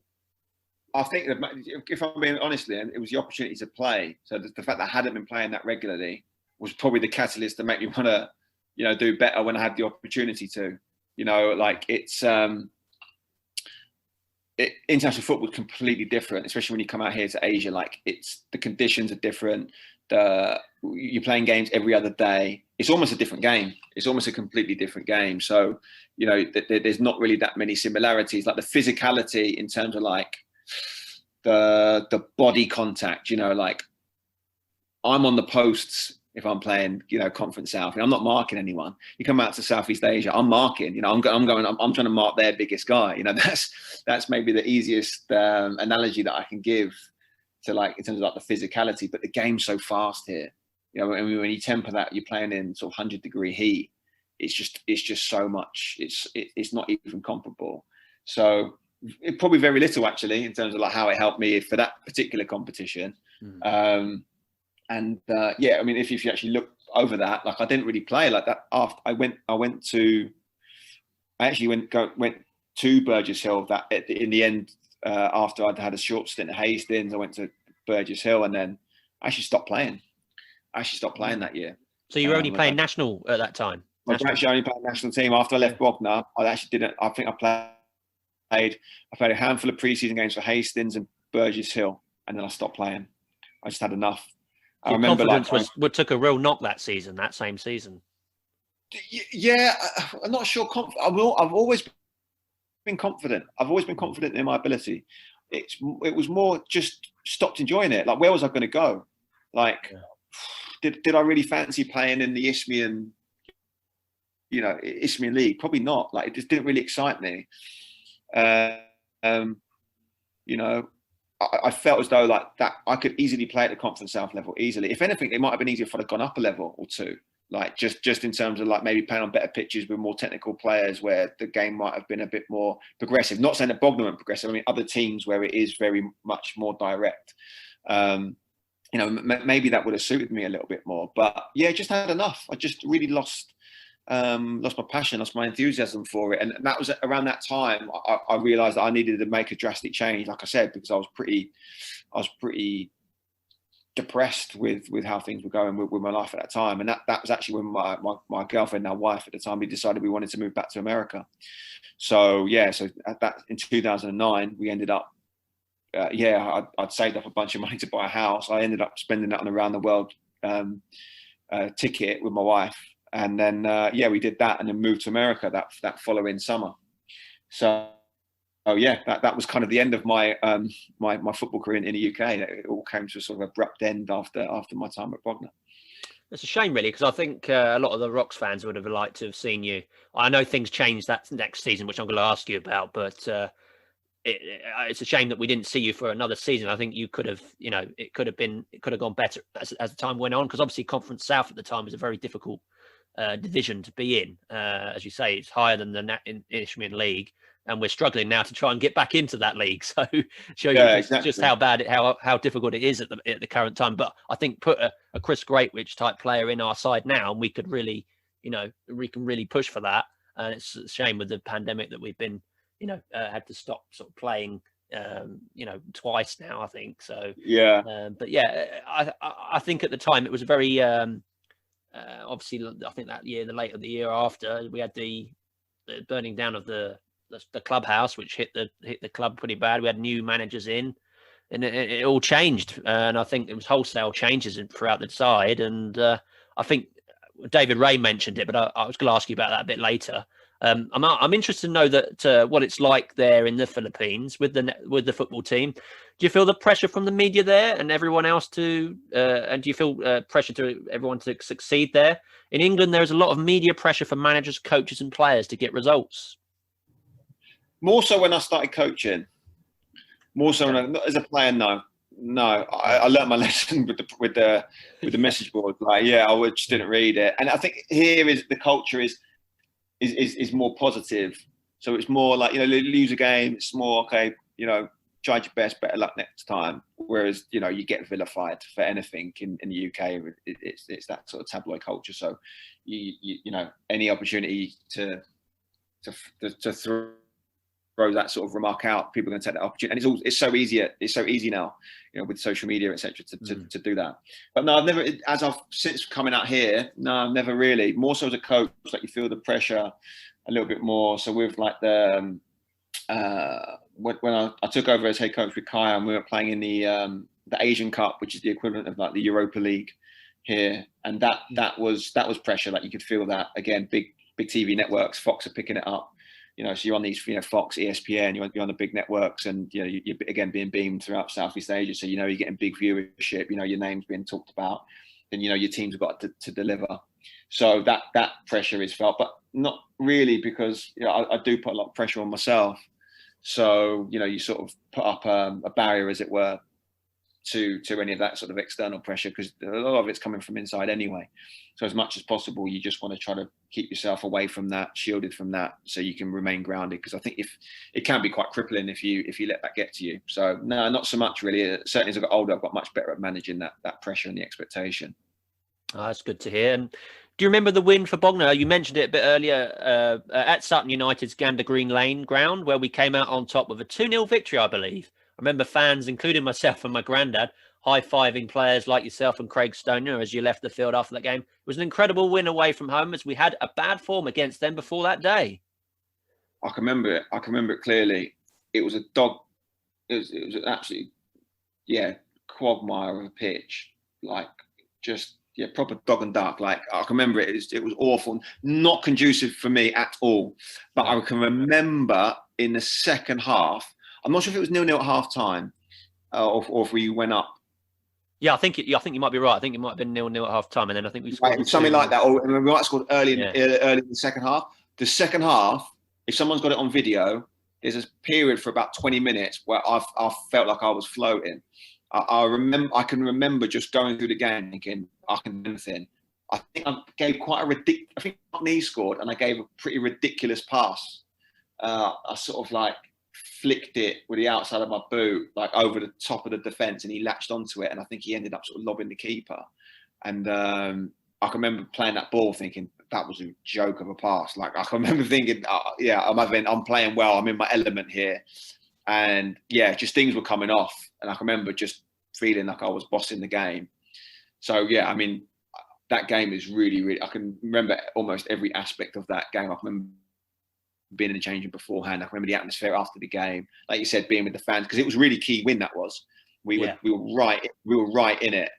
And I'm not saying it was the game that secured the safety, but it put us, we were effectively in control of our own destiny at that point, and I felt that other teams were in a more desperate position than us at that time. So big win. And I knew, again, it comes back to what I said to you before, like I always had confidence in myself. I always knew that in the big games, if needed, I could come up with the goods. Even if I was playing badly, I knew I could come up with a moment of magic and then do something. And obviously that day I felt I had a good game, and the team, thankfully, were able to pick up three massive points. Yeah, I just remember that game being a pivotal point in that season, and having been there many times and played them at home many times. I think we did better at home against them, but away was always a bit of a bogey ground for us. So it was a great win, and I remember that's why it stick out in mind to me. Everybody was high-fiving the players as they came through the tunnel, because it was through the middle of the main stand there. So everybody was giving them high fives, including yourself. And I remember Stoner as well giving a high five to us all as they came off the pitch. So that particularly stood out in the mind for me for that season. Obviously I was a fan, but my memory isn't great. But that game definitely sticks out in the mind to me. It's now time for the quick fire Rocks players round, Chris. Instead of direct choices between players like we do with fans, I want you to just give me the first name of a Bognor player that springs to mind. Your choices at the ready, Chris. Okay. I heard you did a Dave Ray one, and I was shocked at some of his answers. I was like, "What are you talking about?" And obviously you sent me some of the questions, so I haven't actually looked at them, because I was like, I need to make sure that it's off the cuff. So go ahead. They haven't changed, so they're the same quick fire questions. Okay, are you ready? Yeah. Best dressed. I can't remember who he said, but it was a disgrace, whoever he gave. I think I'm a snappy dresser. I'll tell you who isn't, is Jody Rowland. Disgrace. Best dressed. Yeah, Breachy is quite well put out. I'll probably have to say Breachy, Chris Breach. Yeah. Most serious. Most serious. That's a tough one. Like Balfi maybe, but he had a dry sense of humour as well. So I don't think any of them were that serious, to be honest with you. That's a tough one. I'll probably say Balfi because he had a boring job. He had a boring job, but he wasn't that serious. To be fair, they're all great lads. So Razor, even he's another one, right? He was probably he's old before his time, bit of a granddad. But no, I'm gonna say Balfi. Okay. Biggest appetite. Probably Craig Stoner. Yeah. Best athlete. A funny one. It might even be Burmy, and only reason I say that, which might sound ridiculous, but he could drink like a 1.5 litre, 2 litre bottle of Coke and then smash out like a cross country run, ridiculous. So maybe naturally gifted athlete, I'd probably have to say Michael Birmingham. Okay. Most scruffy. I think you mentioned him already. Most scruffy. Yeah, Jody Rowland maybe. Yeah, Craig Stoner maybe. One of those two probably. Best friend in the dressing room. Best friend. That's a tough one. I wouldn't say I had a best friend. But I went to Dan Beck's wedding. Buddy's always been close. Breachy. Yeah, probably one of those three, I'd say. Good pals for a long time. Yeah. Most reliable.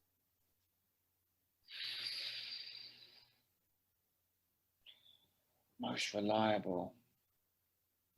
Seb Wallace-Taylor, maybe. Yeah, I remember him being very reliable. Yeah. Yeah, pretty dependable, I would say. I would go with Seb. Yeah, Seb's my call for that.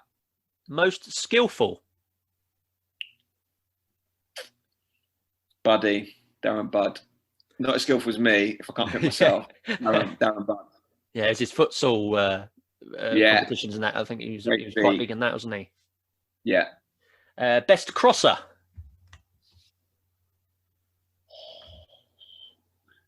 Birmingham's brother was good. He had a great delivery. David Birmingham. Yeah, Dave had a great delivery. All the lefties, actually. Alex Haddo. Yeah. Had a great delivery as well. One of those two. I fancied myself with a cross, to be fair. I'll probably got Alex Haddo at a push, which I think was that Dave's answer as well. I think that might have been Dave's. Yeah, I think it was, actually, yeah. Yeah, he was good. He had a good delivery, to be fair to him. Best passer? Best passer. You know what? Chris Breach is underappreciated for his passing. He was for the ball playing centre back. He was decent on the ball. Very, very undervalued in terms of how he played the ball at the back. I'd have to give it to him. Best hairdo? Best hair. Look, we're talking like mid 2000s, so no one had good hair. Although I do like my hair. We'd had some really dodgy haircuts. I'm trying to think now. That's tough. Like we're talking a long time ago. Yeah. I'll have to think about that one. Ray's, he had this spiky barnet. That was awful, but he was obsessed with his hair.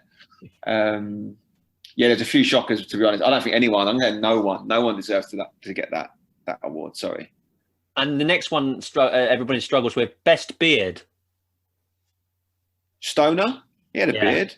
That's the only. I think he's the only one that had a beard, wasn't he, at the time? I don't think many had beards. No. Okay. Best attitude. Best attitude.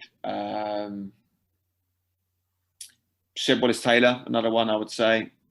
Okay. Great trainer, very diligent trainer. Yeah. Haddo was always fit. Razor was always fit. Probably Seb. Yeah. I would say. Biggest bookworm. Balfy again, Charlie Balf. Yeah. Bit of a boffin. Most nervous. Nervous.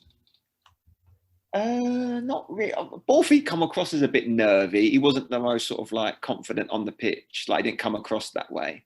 He was a bit of a nervous Neville sometimes. But no, I don't think anyone really.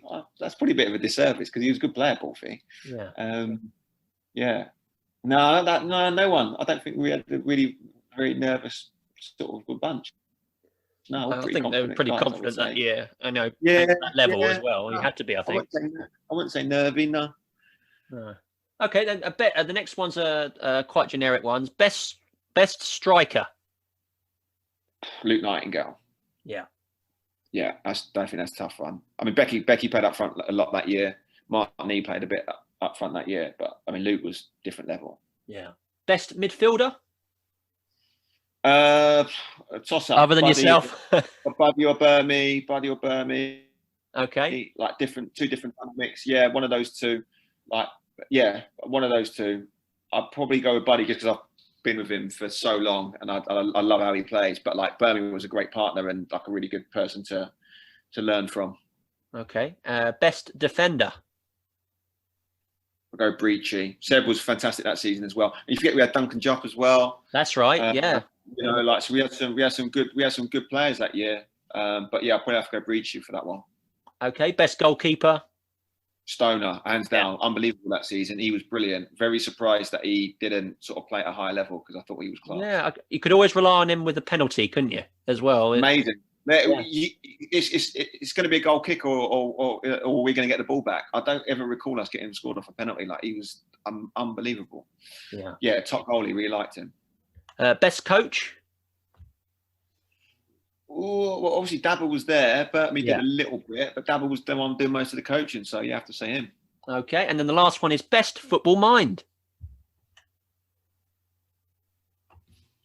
That's a tough one. Football mind. I'll probably have to go Lukey again. Like, some of the positions that he would adopt, and like the way he saw the game, like a non-league Berbatov, like that sort of language style. But he was just so composed on the ball. Like, he always just seemed like a step ahead of, the defence. So yeah, I'd have to say him probably. I think we were all a bit starstruck when Luke Nightingale turned up, because I remember seeing him playing at Pompey at Fratton Park, and when you see him up close, you think, "What, is he really coming here?" And I remember thinking at the time, "Is Luke Nightingale? Have we signed Luke Nightingale?" So I think he's well respected across, especially along the south here in England, and brilliant player to play for us. Yeah, super nice guy as well. Like, he was quite a quiet guy, but would always give me the time of day. Would always speak to me. Like, top guy. Really enjoyed playing with him, and a good guy to share the dressing room with as well. Yeah.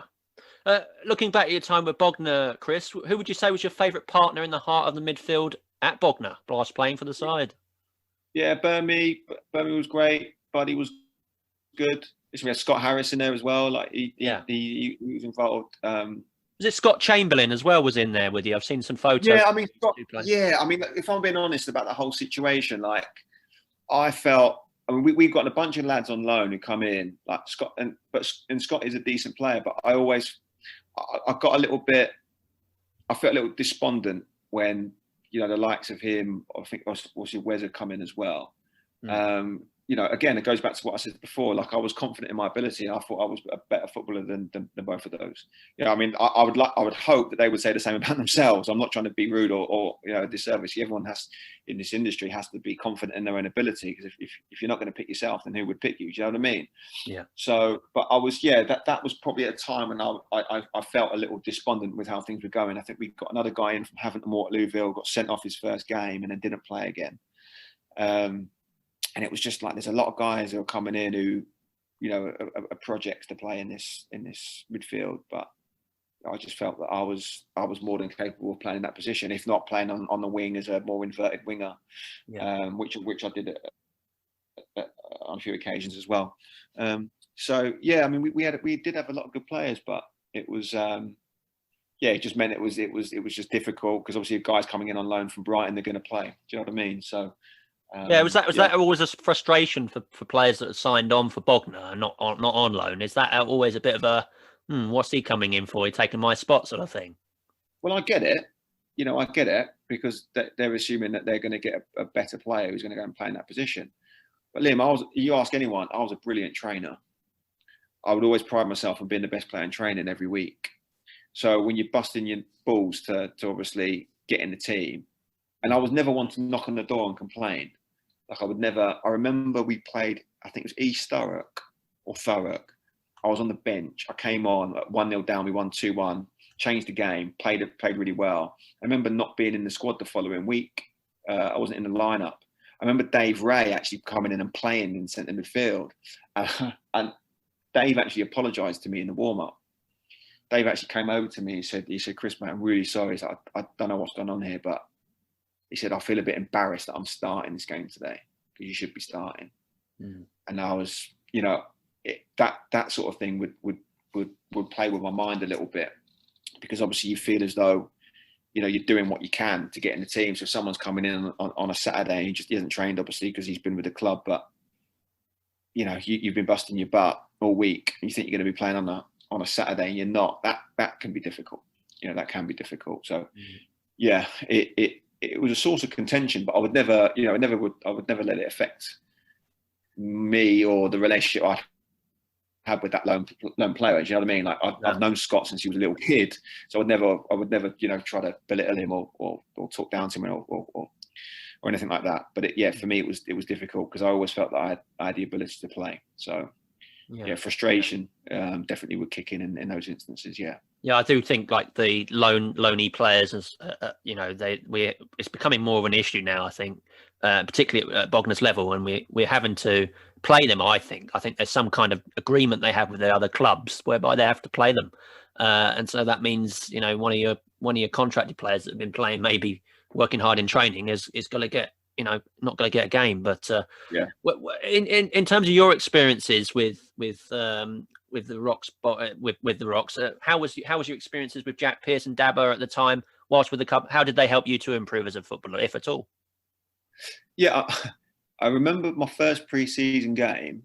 I don't know if you were there. We played Farnborough, and I scored a pretty ridiculous goal. I chipped the keeper, who was about 7 foot tall. I hit it first time, my first square pass, and I sort of this delicate chip scooped over the keeper's head, and it was so delicate. I probably could have run around the goalkeeper and volleyed it in. Like it was that slow as it sort of went over him. Yeah. And I remember Jack. We played Brighton in a pre-season game, I think on the Wednesday after, and I remember Jack telling me that and telling the rest of the boys. He said he had a fantastic time with his wife that evening off the back of witnessing that goal. So he must have got a little bit aroused by something, and he claimed it was that chip goal on my debut. So he was a character, Jack. But he was very much in the background when I was there. Yeah. He'd gone from being manager and then he stepped away. That's right. He'd be seldom on the training pitch. So our interactions were actually quite limited. A lot of it was probably like Birmingham or Dabble would obviously make the suggestions, he'd pick the team and then kind of go from there. So those two were the ones really more hands-on. And then obviously they took the reins sort of midway through the season. And that's when I really thought I was going to come in and play a little more regularly. I think it was the FA Cup game. We played Havant. We lost 2-1, but I scored the goal. I started, played well. That was what I thought. Okay, right. Well, I'm going to get a decent run of games in here, and then it sort of, it didn't really happen. I was a little bit in and out of the team. So yeah, that was a bit of a shame. Not in terms of like a fractious relationship. A couple of times I probably spoke to them. I was like, look, I think I should be playing more, but it was never anything malicious or there was never any ill feeling towards any of us or each other. It was just obviously a case of being frustrated and wanting to play more games because I thought I could contribute. Do you know what I mean? So, but it was a weird time, weird season because there were so many coaching changes, so many things going on off the field as well. Yeah.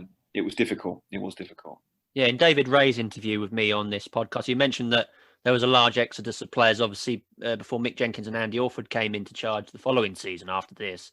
Am I right in thinking you were part of this exodus, as there was clearly a real change of ethos at Bognor at the time?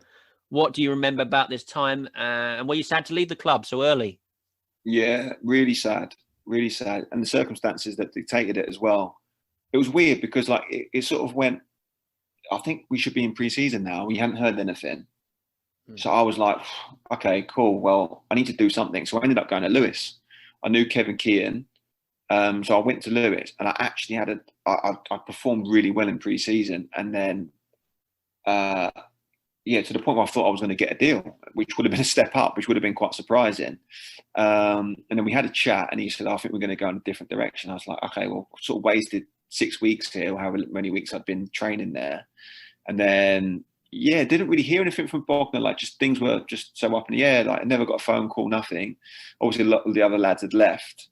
Which was strange. It wasn't an unceremonious sort of parting, but it would have been nice to have some sort of goodbye or some sort of, thanks for not just me, but for everyone. It all felt sort of like a severance of ties it wasn't really clean. It was just, but I get it. It's football and everyone just sort of cracks on with the job in hand. But it was weird. It was definitely strange. I would have loved to have probably stayed another year, but obviously the financial situation of the club was very different. And obviously it was a very different season for them the following season. Yeah, but yeah, had difficult season that following year. I think yeah, we it was went through about 60 odd players in the space of the season. So it was tough, and it's really sad to see that the club went through that, especially after all the hard work that we'd gone through the season before. Yeah, to stay up and everything as well, and to stay in that league as well. And you think, well, we'll keep the majority of the players, but it turned out not to be that case. Yeah, which was sad because it was a great group of lads. I loved being there with them. Yeah. From your point of view, but from the 2009, you competed in the AFC Challenge Cup qualifiers. Saw you playing all 3 games against Bhutan, host nation Maldives, and Turkmenistan, which saw them finish. Saw your team finish 3rd in the group behind Maldives, winners Turkmenistan. The latter advancing to the finals. Unfortunately, this didn't go to plan. But what an experience to be able to play at such a high level at this time. Yeah, I mean those sort of Asian experiences were amazing. Like we actually played the tournament in the Maldives, which was pretty spectacular. It was one of the most idyllic places that I've been to. So the opportunity, I've actually been there 3 times for football, which is ridiculous, but phenomenal place to go and visit. And really one of the benefits of having this international experience is just going to these different countries and experiencing different things. So more so than the football, to be honest, I can't really remember too much about that competition. It was we didn't do well. So yeah, it's probably one that I've put to the back of my memory. But certainly those experiences that I've had on international duty have been some of the fondest ones that I've had, just being able to experience these different cultures, see the different sites, travel the world. That's probably been the best thing about having this international experience that I've had. Yeah, and later on in 2010, you were a last-minute addition to the team at the Suzuki Cup in Vietnam, despite not featuring in the qualifiers in Laos. In the Philippines' first group game against Singapore, you scored an injury-time equaliser to produce one of the biggest shocks in Suzuki Cup history. You and the team went one better in the following game against defending champions Vietnam, when you scored a goal and an assist on Phil Younghusband's goal to win 2-0. Following a 0-0 draw in the final group game against Myanmar, the Philippines were matched up against Indonesia in the semi-finals. Both games were played in Jakarta, following the Asian Football Federation's decision that the Philippines had no suitable venue to host the semi-finals and lost both games 1-0. You suffered the misfortune of being sent off in the final moments of the second leg. What happened here, Chris? Were you disappointed at not being able to finish the game? Yeah. I guess, again, I've got to backtrack a little bit. So I think I lied about how much game time I'd had that year. I basically hadn't played football for almost 2 years. Wow. And I told them I was in great physical condition, as you do when you want to play. And got called up. So ended up going out to Vietnam. And just for whatever reason, I don't know how the stars aligned and performed arguably the best level that I've ever performed in my life. So I think it sort of flies in the face of kind of conventional thinking and logic, but for whatever reason that was my time, and that was probably the best sort of period of my career. Did really well. Qualified out of our group stages, which wasn't really feasible. It was never something that was on our radar. We were seen to be the whipping boys of that group, but we somehow qualified out of the group. Beat reigning champions Vietnam in Vietnam, 45,000 people, which was I think ESPN gave it the top 10 shocks of 2010 that year, sporting shocks, which was obviously a nice accolade to get. And then we ended up playing in Indonesia, so I think 90,000 people, raucous crowd, as I said before, massively intimidating atmosphere. I mean, the noise that type of stadium generates it's I can't imagine many sort of experiences being able to generate that kind of noise. I've never been to like an Old Firm derby or been to the Bombonera or anything like that, but the noise that it generated. I can remember when they scored, it was just deafening. Yeah. Did they have problems with hooliganism in Asia with these big occasions? Massively. Yeah. We stayed in the hotel that overlooks the stadium, and it took us 2 hours to get to the ground. So it was, and they're shaking the bus, spitting on the bus. Oh no. I wasn't intimidated, but it was just an experience, put it that way. Knowing what I know now, it could have been bad. That situation could have been bad. I've seen it. Fire bombs and bricks and all sorts been thrown. That happens regularly. So I guess maybe my naivety held me in good stead at that point, because it was a pretty hairy situation.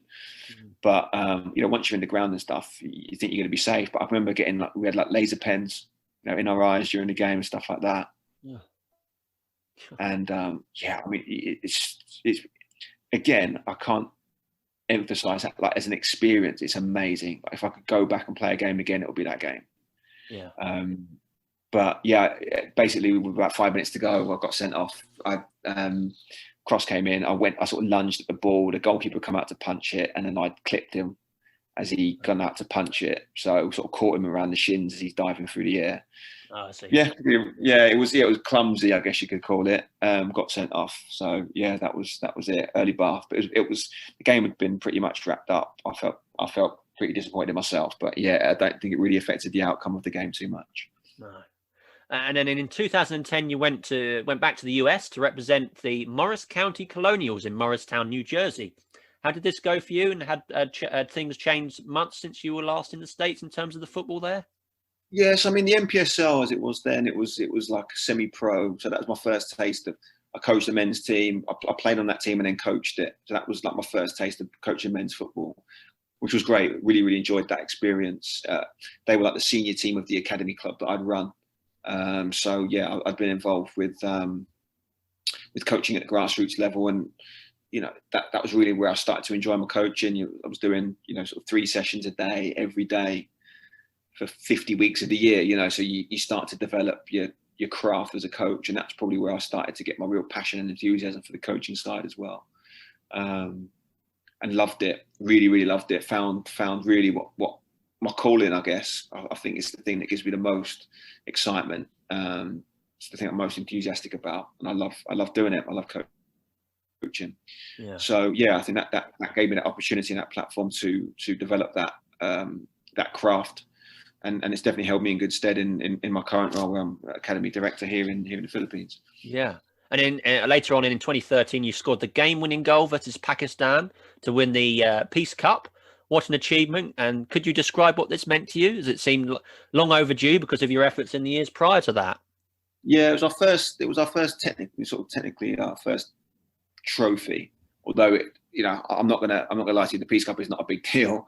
It was like a 3-team tournament. More of a kind of pre-season competition, really. It was sort of hyped up as a cup. It really wasn't. But anytime you get the opportunity to represent your country and win a trophy, and scored a winning goal, then that's great. I mean, I've sort of got this reputation now for being someone who scores vital goals, important goals. So I guess it kind of fed into that moniker, I guess, or that thing that's attached to me, which is not, it's not the worst thing to be renowned for, is scoring important goals. So I guess it was nice to be a part of another national team competition, and to win a little trophy. Not a good opportunity for us to get some silverware, which was nice.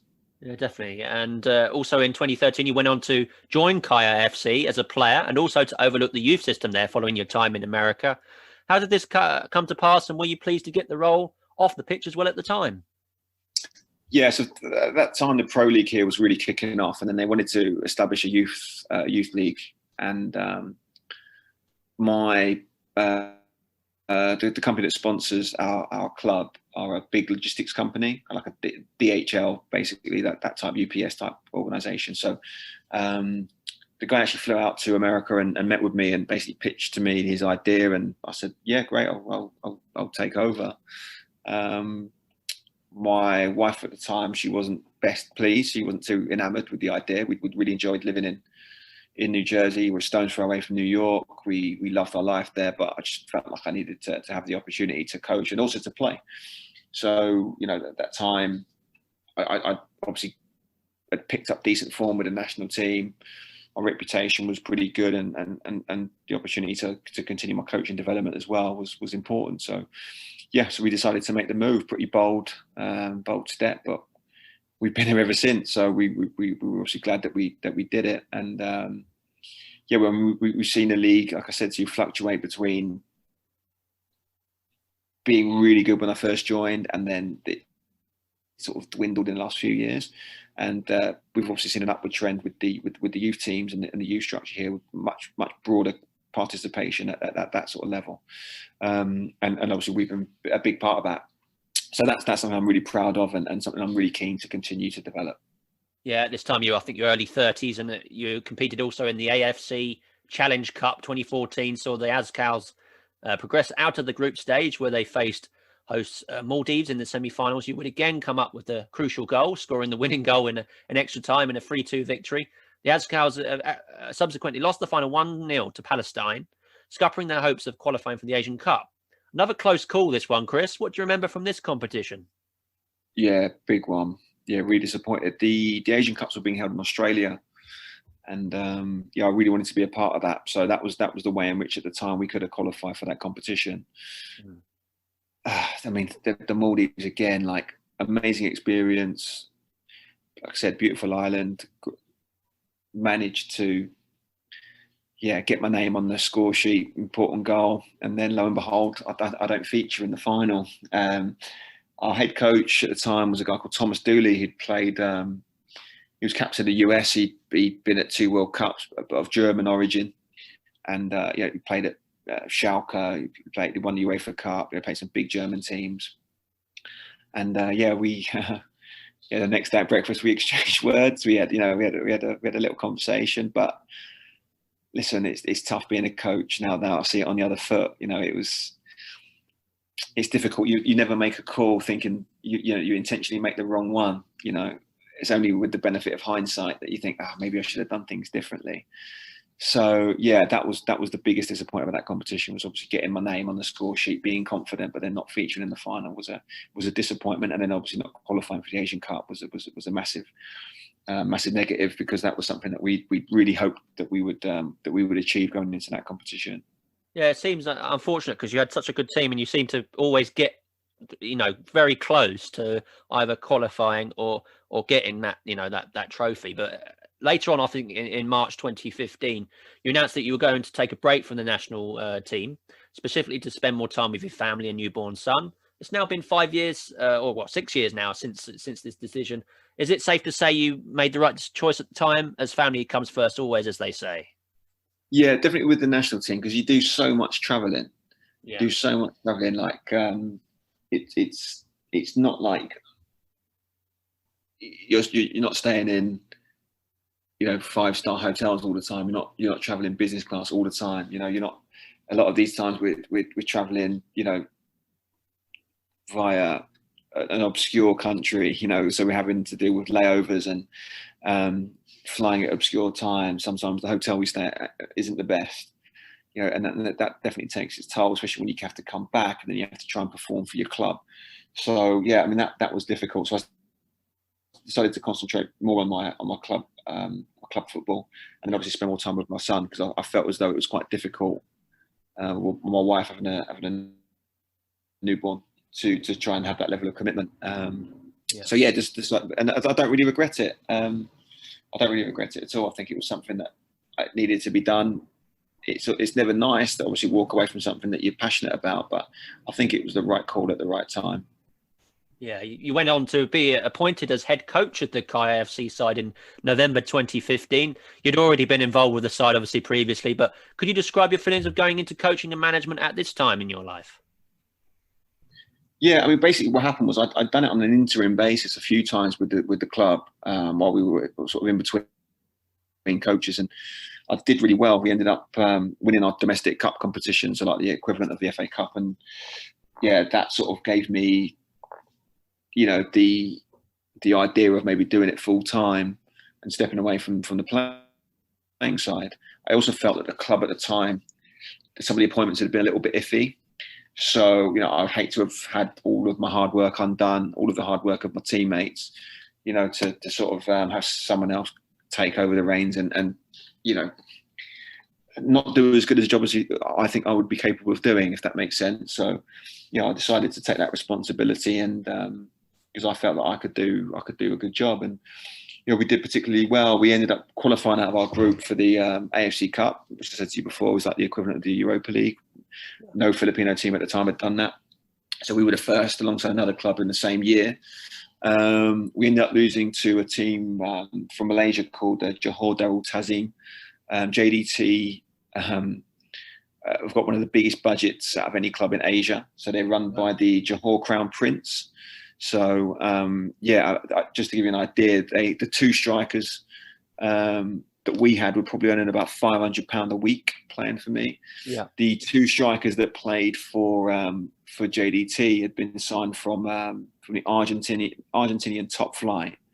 Wow. And I think one was bought for £15 million. So to give you an idea of the sort of disparity of, and I'm assuming he's probably on, maybe upwards of £20,000 a week, something along those sorts of lines. So and we're Man City of that sort of area then.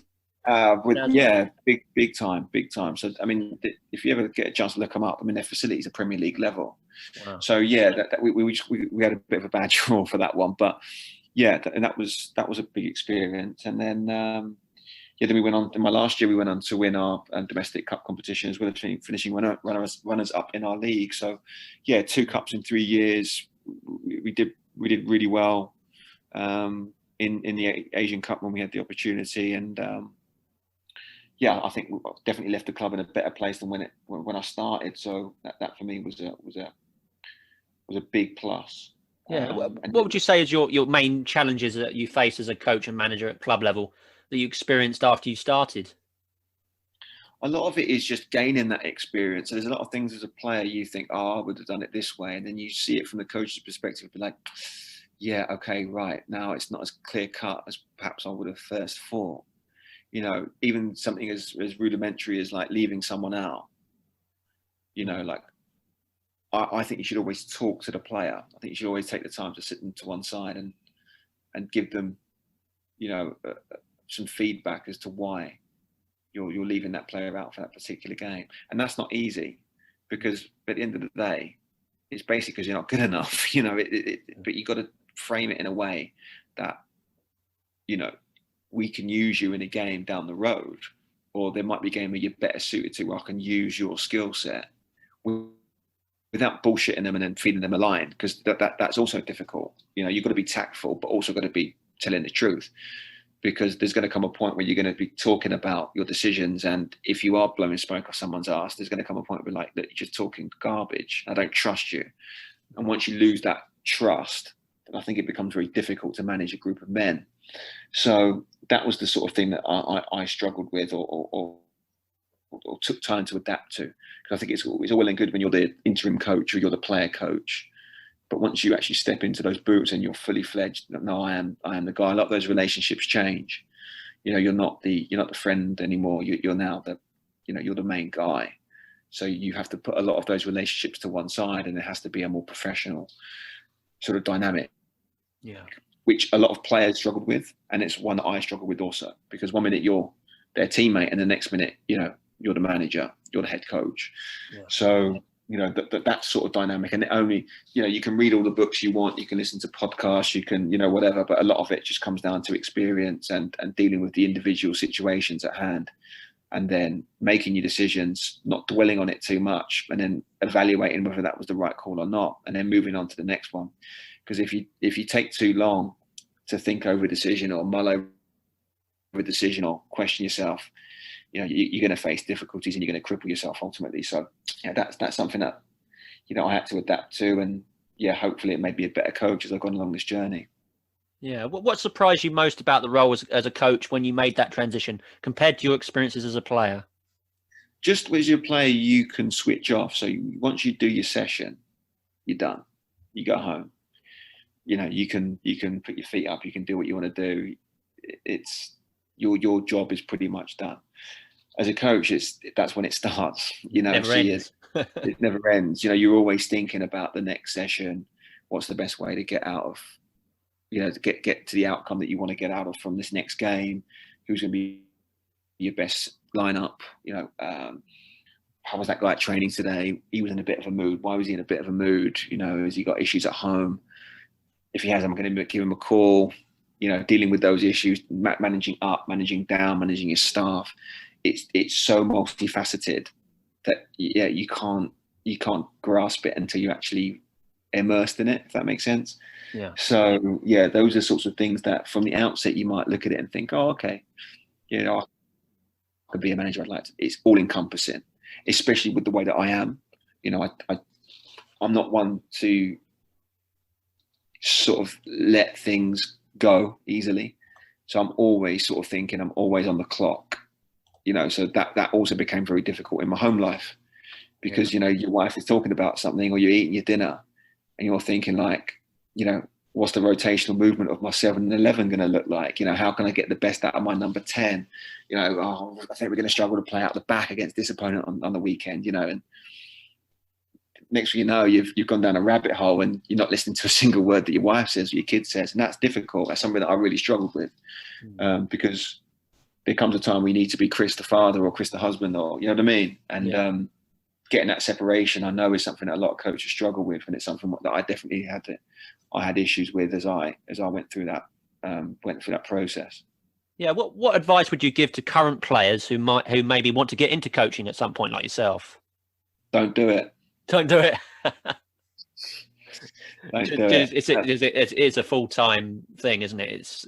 Just, honestly, Liam, I think a lot of people jump into it thinking because they've been a player that they know what they're doing. It's just because you've been a jockey doesn't mean you're going to be a good horse, or vice versa. Do you know what I mean? Yeah. I think like the best thing for me was like going away to America, making a ton of mistakes and it not really being in the spotlight. So even though you're coaching like kids, managing their egos, even though you're managing the parents, having to deal with boards and that sort of thing, is really important. And you're not going to get punished too much if you make a mistake, but you need to make those mistakes. And in doing the volume of sessions that I did, like I always people talk about how long you've been in the game, like, and they talk about it in time, like in years. But it's not about the time, it's about the frequency. I would do 3 sessions, 4 sessions a day, every day, 50 weeks of the year. I did that for 4 years, 5 years. So in coaching years, I'm much older than I actually am. You could be a coach of 10 years, but if you did 1 session a week for 10 years, you're not going to be as experienced as the guy who does 3 sessions a week every day for 5 years. Do you understand where I'm coming from with that? Yeah. So a lot of these individuals, they need to do the hours. You need to get on the whatever level it be. It could be lower level. Doesn't matter what it is. Doesn't matter what it is. Obviously, and I think the mistake a lot of people do is they're so keen to get that head coaching job at the level that they aspire to be at. They make those mistakes in broad daylight. Do you know what I mean? They make their mistakes in front of an audience, in front of people who they need to impress. And obviously, the higher you go, the more pressure that's on yourself as well, and more unforgiving. Yeah. Right. You only got to look at the Frank Lampards of this world and just think, wow. Couldn't understand that myself, personally. Seems strange, right? But I mean, there you go. It doesn't matter how much of a club legend you've been or how well you've done the season before. You spent a lot of money. You haven't delivered. Thanks, but here's your, here's your severance package, and thanks for your efforts. So, I mean, it seems pretty cutthroat to me, but I guess that's the business that we're in. Yeah, you started coaching relatively early, I'd say. In terms of most people's careers, you started quite early with your coaching. Whilst you were still playing the game, are you still playing the game now, or is it you kind of mainly coaching now? No, I'm mainly coaching now. Mainly coaching. So, when you were both doing both, did you find both difficult to balance? No, both of the roles. So you were playing and coaching, or player manager. Yeah, I did. I didn't think so at the time, but looking back, I did. Yeah, I think I did a good job given the circumstances. But I think when you're working in, because when I took over as a player coach, a lot of it was working in short bursts. So it was kind of more manageable, if you can kind of sort of conceptualize that. So basically, there's a couple of times where managers would leave or they got sacked, and I went over and took over, so I could work as a player coach for those 2-week increments. So it wasn't so bad. If it was to do it over it's in stages, in groups, in stages. Yeah. So if I'd have done it over the course of a season, it would have been disaster. So I'm really glad that I took a backward step and left the playing side alone. Don't get me wrong, I regret it because I think I could have played on for a lot longer. But I am happy that I got a little bit of a head start with regards to sort of coaching at a high level at a relatively young age. Perhaps your biggest achievement so far is when you were named as Philippines national team assistant coach. This occurred in 2018, and you're still in this role now. How is this going for you right now? No, I'm not in that role anymore. You're not? It's a bit of a contentious subject, Liam, but yeah. So basically, the coach I mentioned before, Thomas Dooley, we were kind of on the cusp of qualifying for the Asian Cup, but we picked up a couple of bad results. And yeah, we went into our final group game against Tajikistan needing a draw. Right. So yeah, basically it was everything was riding on this game. We had a couple of opportunities to qualify and didn't take it. So the general manager at the time agreed to bring me on board. I know that he'd been trying to bring me in before. So finally, whatever happened, they found the resources or found the time to bring me in. So I came in, and I think for me, the benefit that the head coach had was I was like a conduit between the playing staff and the head coach. He was a good coach, but struggled at times maybe to establish certain relationships with certain players. I had those relationships because I'd been on the field with them. So it was easier for maybe him to delegate some of that information or responsibility to me, and I could maybe deliver the message. Same goes with players. If they had issues, I could be that buffer between management and player. So it worked perfectly. And yeah, we ended up winning the game, qualifying for the Asian Cup, first time that the national team had ever qualified for that. So huge deal, massive payoff. Yeah, so we did really well with that. Unfortunately, Thomas ended up getting relieved of his duties. His contract was not renewed. And then for the Asian Cup, we actually ended up having Sven-Goran Eriksson come in. That's right. I did see that on Wikipedia that he'd got involved there. So he was the head coach. So I had the fortune of working alongside him for that competition, which was an amazing experience. He gave me he was also involved for the Suzuki Cup that campaign. In the November. So that's when he came in. Scott Cooper, who is now the national team coach, he and I had done it on a sort of interim basis. For a couple of games, and then he came in for that competition, and he gave me a lot of autonomy. He gave me a lot of responsibility. He obviously wasn't too familiar with the guys, so he, allowed me to voice my opinions, and the majority of the time he was very accommodating and really listened. So that was a fantastic experience for me. Obviously, we went to the Asian Cup together, and although we didn't do well in terms of the results, for me it was great that we had an experience that was at a big major tournament, which is something that can't be overlooked for future reference for this group and for myself as well. And then after that, Scott Cooper and we then took over the reins again, and we proceeded to continue some of the work that we'd done prior to Sven coming in. Unfortunately, we are in the midst of some legal issues, shall we say? Right. Kind of par for the course for some of the situations that you find yourself in Asia.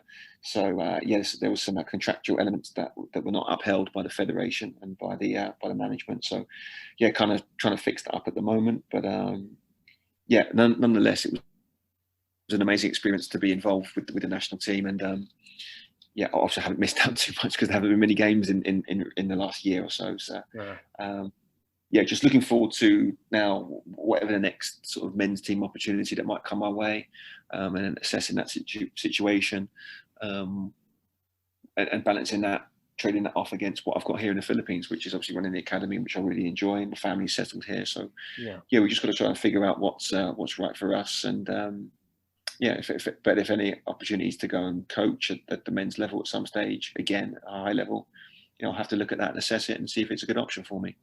I'm sure that will happen in the future. Obviously, you're still very young. You're still in your 30s. I mean, there's still a lot of time, isn't there, for that to happen and for you to be involved in the national setup again? Yeah, we'll see. I mean, it's still a sore subject, obviously, being involved with the national team. I'd love to be involved in it still. I still obviously very passionate about the national team, but yeah, whether or not it's going to happen for me in the immediate future, who knows? Probably not. But maybe down the road, things will be different, and it's a more amicable relationship, and maybe things could be different. We'll see. What is the next step for Filipino football, in your opinion, Chris? I ask this as it would be great to see them reach the World Cup. Perhaps this is one of your personal goals, whenever that may be in the future. Yeah, I mean, unless there is some serious investment, I don't really see that as being a viable option. Unless the format dramatically changes, and unless the format changes to like a 64-team tournament, something of that nature, I think it's going to be very tough. I think the allocation is 4 or 5 slots from Asia, and obviously then you're starting to compete with your South Koreas, your Japans, Australia, UAE. The Middle Eastern countries are obviously pumping a lot of money into their football at the moment. Obviously, the World Cup's going to be in Qatar shortly. So, and it's not as clear cut as it was maybe 20, 30 years ago, where a lot of these Asian teams would get smacked out of sight. These teams are strong. You don't have to look at the last World Cup and see South Korea beating Germany. 2-0. We only lost 1-0 to them. In the Asian Cup. To a fortunate late goal that they beat us. So it's a different ball game now. But I think in order for us to succeed at that sort of level, to progress, then a lot of things have to change. And unfortunately, with the administration as it is and the infrastructure here, I just don't see that being possible within a timeline that I can see. Who knows in the future? I don't know. But I think that's an unrealistic goal. I think for me, the most important thing is to get us to consistently perform at the Asian Cup level, get us to regularly and consistently participate in that competition, and then maybe win a Suzuki Cup, win a competition on a regional level. Something like that is a more viable kind of short-term option. And I think we can't be skipping steps. We've got to be looking to maybe assert ourselves at that level first before we can look to jump to World Cups or get it advancing out of group stages of Asian Cups. Yeah, I think it's all about building club football initially before you think about the national team. Because if you build your club football, building homegrown players, eventually you'll see more success on the national level, I'm sure. That's right.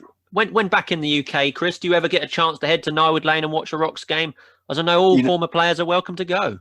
Yeah, there's so many times I wanted to go. Like Jody, Ballfy, like we'll speak. I'm like, I'm gonna get down to a game. A bit easier for Jody because he lives local. But yeah, I'd love to get down.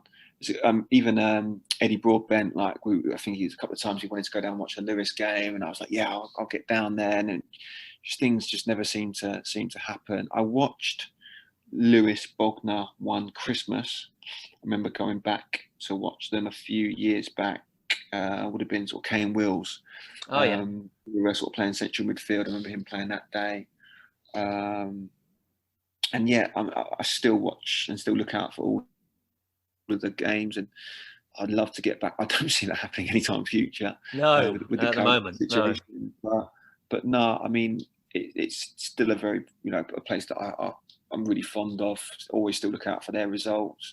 There's a few non-league teams I look out for. Lewis, obviously Hinch is working at Worthing, so I shouldn't really say that. But doing very well, haven't they? They've been unfortunate with these pandemic, these lockdowns that they've had to. Last season was null and voided. This year looks like it's going the same way.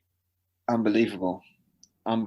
So, I mean, a pretty unlucky footballer in general, as Hinch has been. So, he deserves a bit of luck. And they play another team that play a great brand of football. I think they're very progressive. Obviously, Bognor, one of the few clubs at the time, my era, who were playing that sort of style of football. But now a lot more teams are doing that. I think Hinch is, from the clips that I've seen, little snippets and stuff, they've done a great job. So, no, I'd love to get back. I'd love to see see how the club's doing. But I always watch from afar and wish them the best because I've always been fond of my time there, and loads of great people were at the club when I was there. So yeah, it's still something I hope that they can continue to do well, and I'd love to get back there one day, albeit probably not any time in the near future. No. When you look back at your time with Bognor, would you agree that I've kind of mentioned this earlier, I think, that you would have liked to have stayed longer had the circumstances been different at the time? Yeah, definitely. And the whole non-league circuit is so precarious. It's such a difficult landmine to try to navigate. That's why I look at people like Dan Beck, and obviously, he's done so well to. Obviously, he's been at the club. I mean, obviously, different stints, but he's been at the club for such a long time. Like, it's amazing that the players can have that level of longevity. Obviously, Birmingham, my time, had been there for such a long time. Dabber was in his playing days. Had amassed a number of appearances. So I've got a lot of time and respect for people who can do that. So, and as you saw, like, I never really had the intention of just being a mercenary and going from club to club. Like, if I had my way, I would love to have stayed there a little longer, much longer. If the circumstances had been different. But yeah, that's just the way that the non-league circuit goes sometimes. And unfortunately, that's how it went for me. Yeah, it's unfortunate. I'd have hoped to have seen you again, but things change, and that's how it went that year. And the following year, as we all know, it all went wrong after that. Are you a social media user, Chris? And if so, how can Rocks fans follow you? All that is Chris Greatwich online. Yeah, so Instagram, I'm on that. Facebook, the Twitter got hacked. I had quite a large following on Twitter. For some reason, people like to hear my little micro blogs. So that's now debunked. That's out of commission. So don't follow anything on there. I think some obscure stuff gets tweeted every now and again, but it's definitely not me who's doing it. And yeah, I noticed there's a fans page on Twitter of yourself. Because I tried to search you on there, but it's not me. Not you. No. There's a few fake ones, a few bots out there proclaiming to be me. But Instagram, Facebook, I'm on those, and I update those quite regularly. So if anyone's interested in keeping up with what I'm up to, that's where you can find me. And you mentioned a podcast. When did you start that, Chris? And how can people listen to your podcast? Yeah, so about a year and a half ago now, I started a podcast. It's called Across the Line. We are on Apple, Spotify, YouTube also. Yeah. And generally it is more geared towards sort of Philippine football, Asian football, but a lot of interesting sort of biographical stories of footballers. I mean, some of the stuff you might not be able to relate to, but a lot of it is just, how players grown up, how they, ups and downs, pitfalls of football, etc., etc. And like I said, I've had a few local guys on. We had Dean Hammond on the show.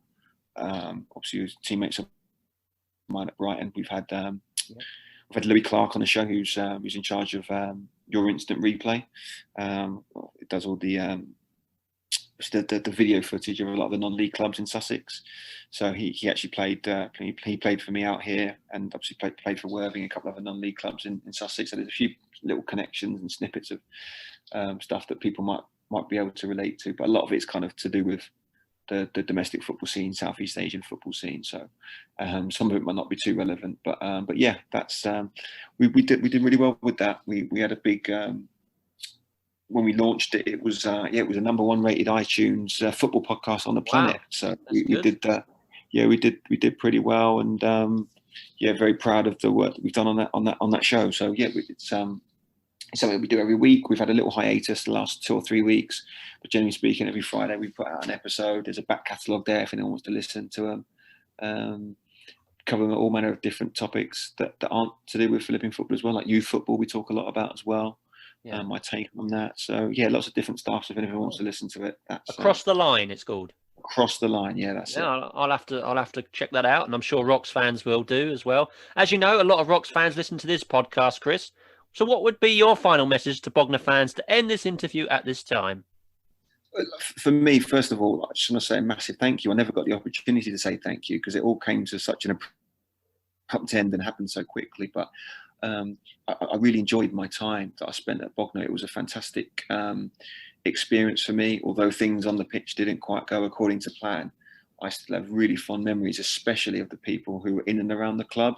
A lot of those people I have mentioned on this podcast, but I'm sure there's quite a few that I've missed out. And if I have, I apologise, because there are definitely too many to mention. And that's really what made the Rocks the club that it is. You know, I think, you know, I've had the fortune of being to different non-league clubs and, you know, witnessing how operations are run at different clubs, etc. But, you know, no one ever seems to have a bad word to say about Bognor, and I'm certainly of that school of thought as well. Really, really enjoyed playing there. The people around the club are fantastic, and it was a real pleasure and an honour to be associated with that club. And I hope that the Rocks fans continue to support the club, because it is a special place. It's like I said, it's got a fantastic pitch. They play great football. The fans are great, and maybe if they're a bit nicer to me on the message boards, I'd be a little nicer to each and every one of them. But the vast majority are just, you know, really, really good people. And thank you to the ones who were supportive to me. And I hope they continue to back the club, because fantastic place. And just want to wish the club all the best, really. I just hope they continue to do well. Hopefully they can get back to the sort of the upper echelons of the non-league pyramid. And I'll certainly be one who'll be watching and keeping a close eye on things. That's good to hear, Chris, and many thanks to you for joining me for today for this 20th episode of On the Rocks. I know I speak for all the fans, and I wish all the best in your role there at Kaya FC in the Philippines, and all the work you're doing over there to improve football and to still be involved in the club. Again, please support our sponsors, Mitchell's Travel. Call the friendly team today on 01243 939 555 and book your favourite holiday today with Mitchell's Travel. And don't forget to quote Rocks 1883 to help our football club in the same process. Don't forget to subscribe to Rocks TV, the home of the On the Rocks podcast on YouTube. This has been an On the Rocks podcast production, brought to you by the BRT Supporters Club. Until next time, thanks for listening and stay safe. Up the Rocks.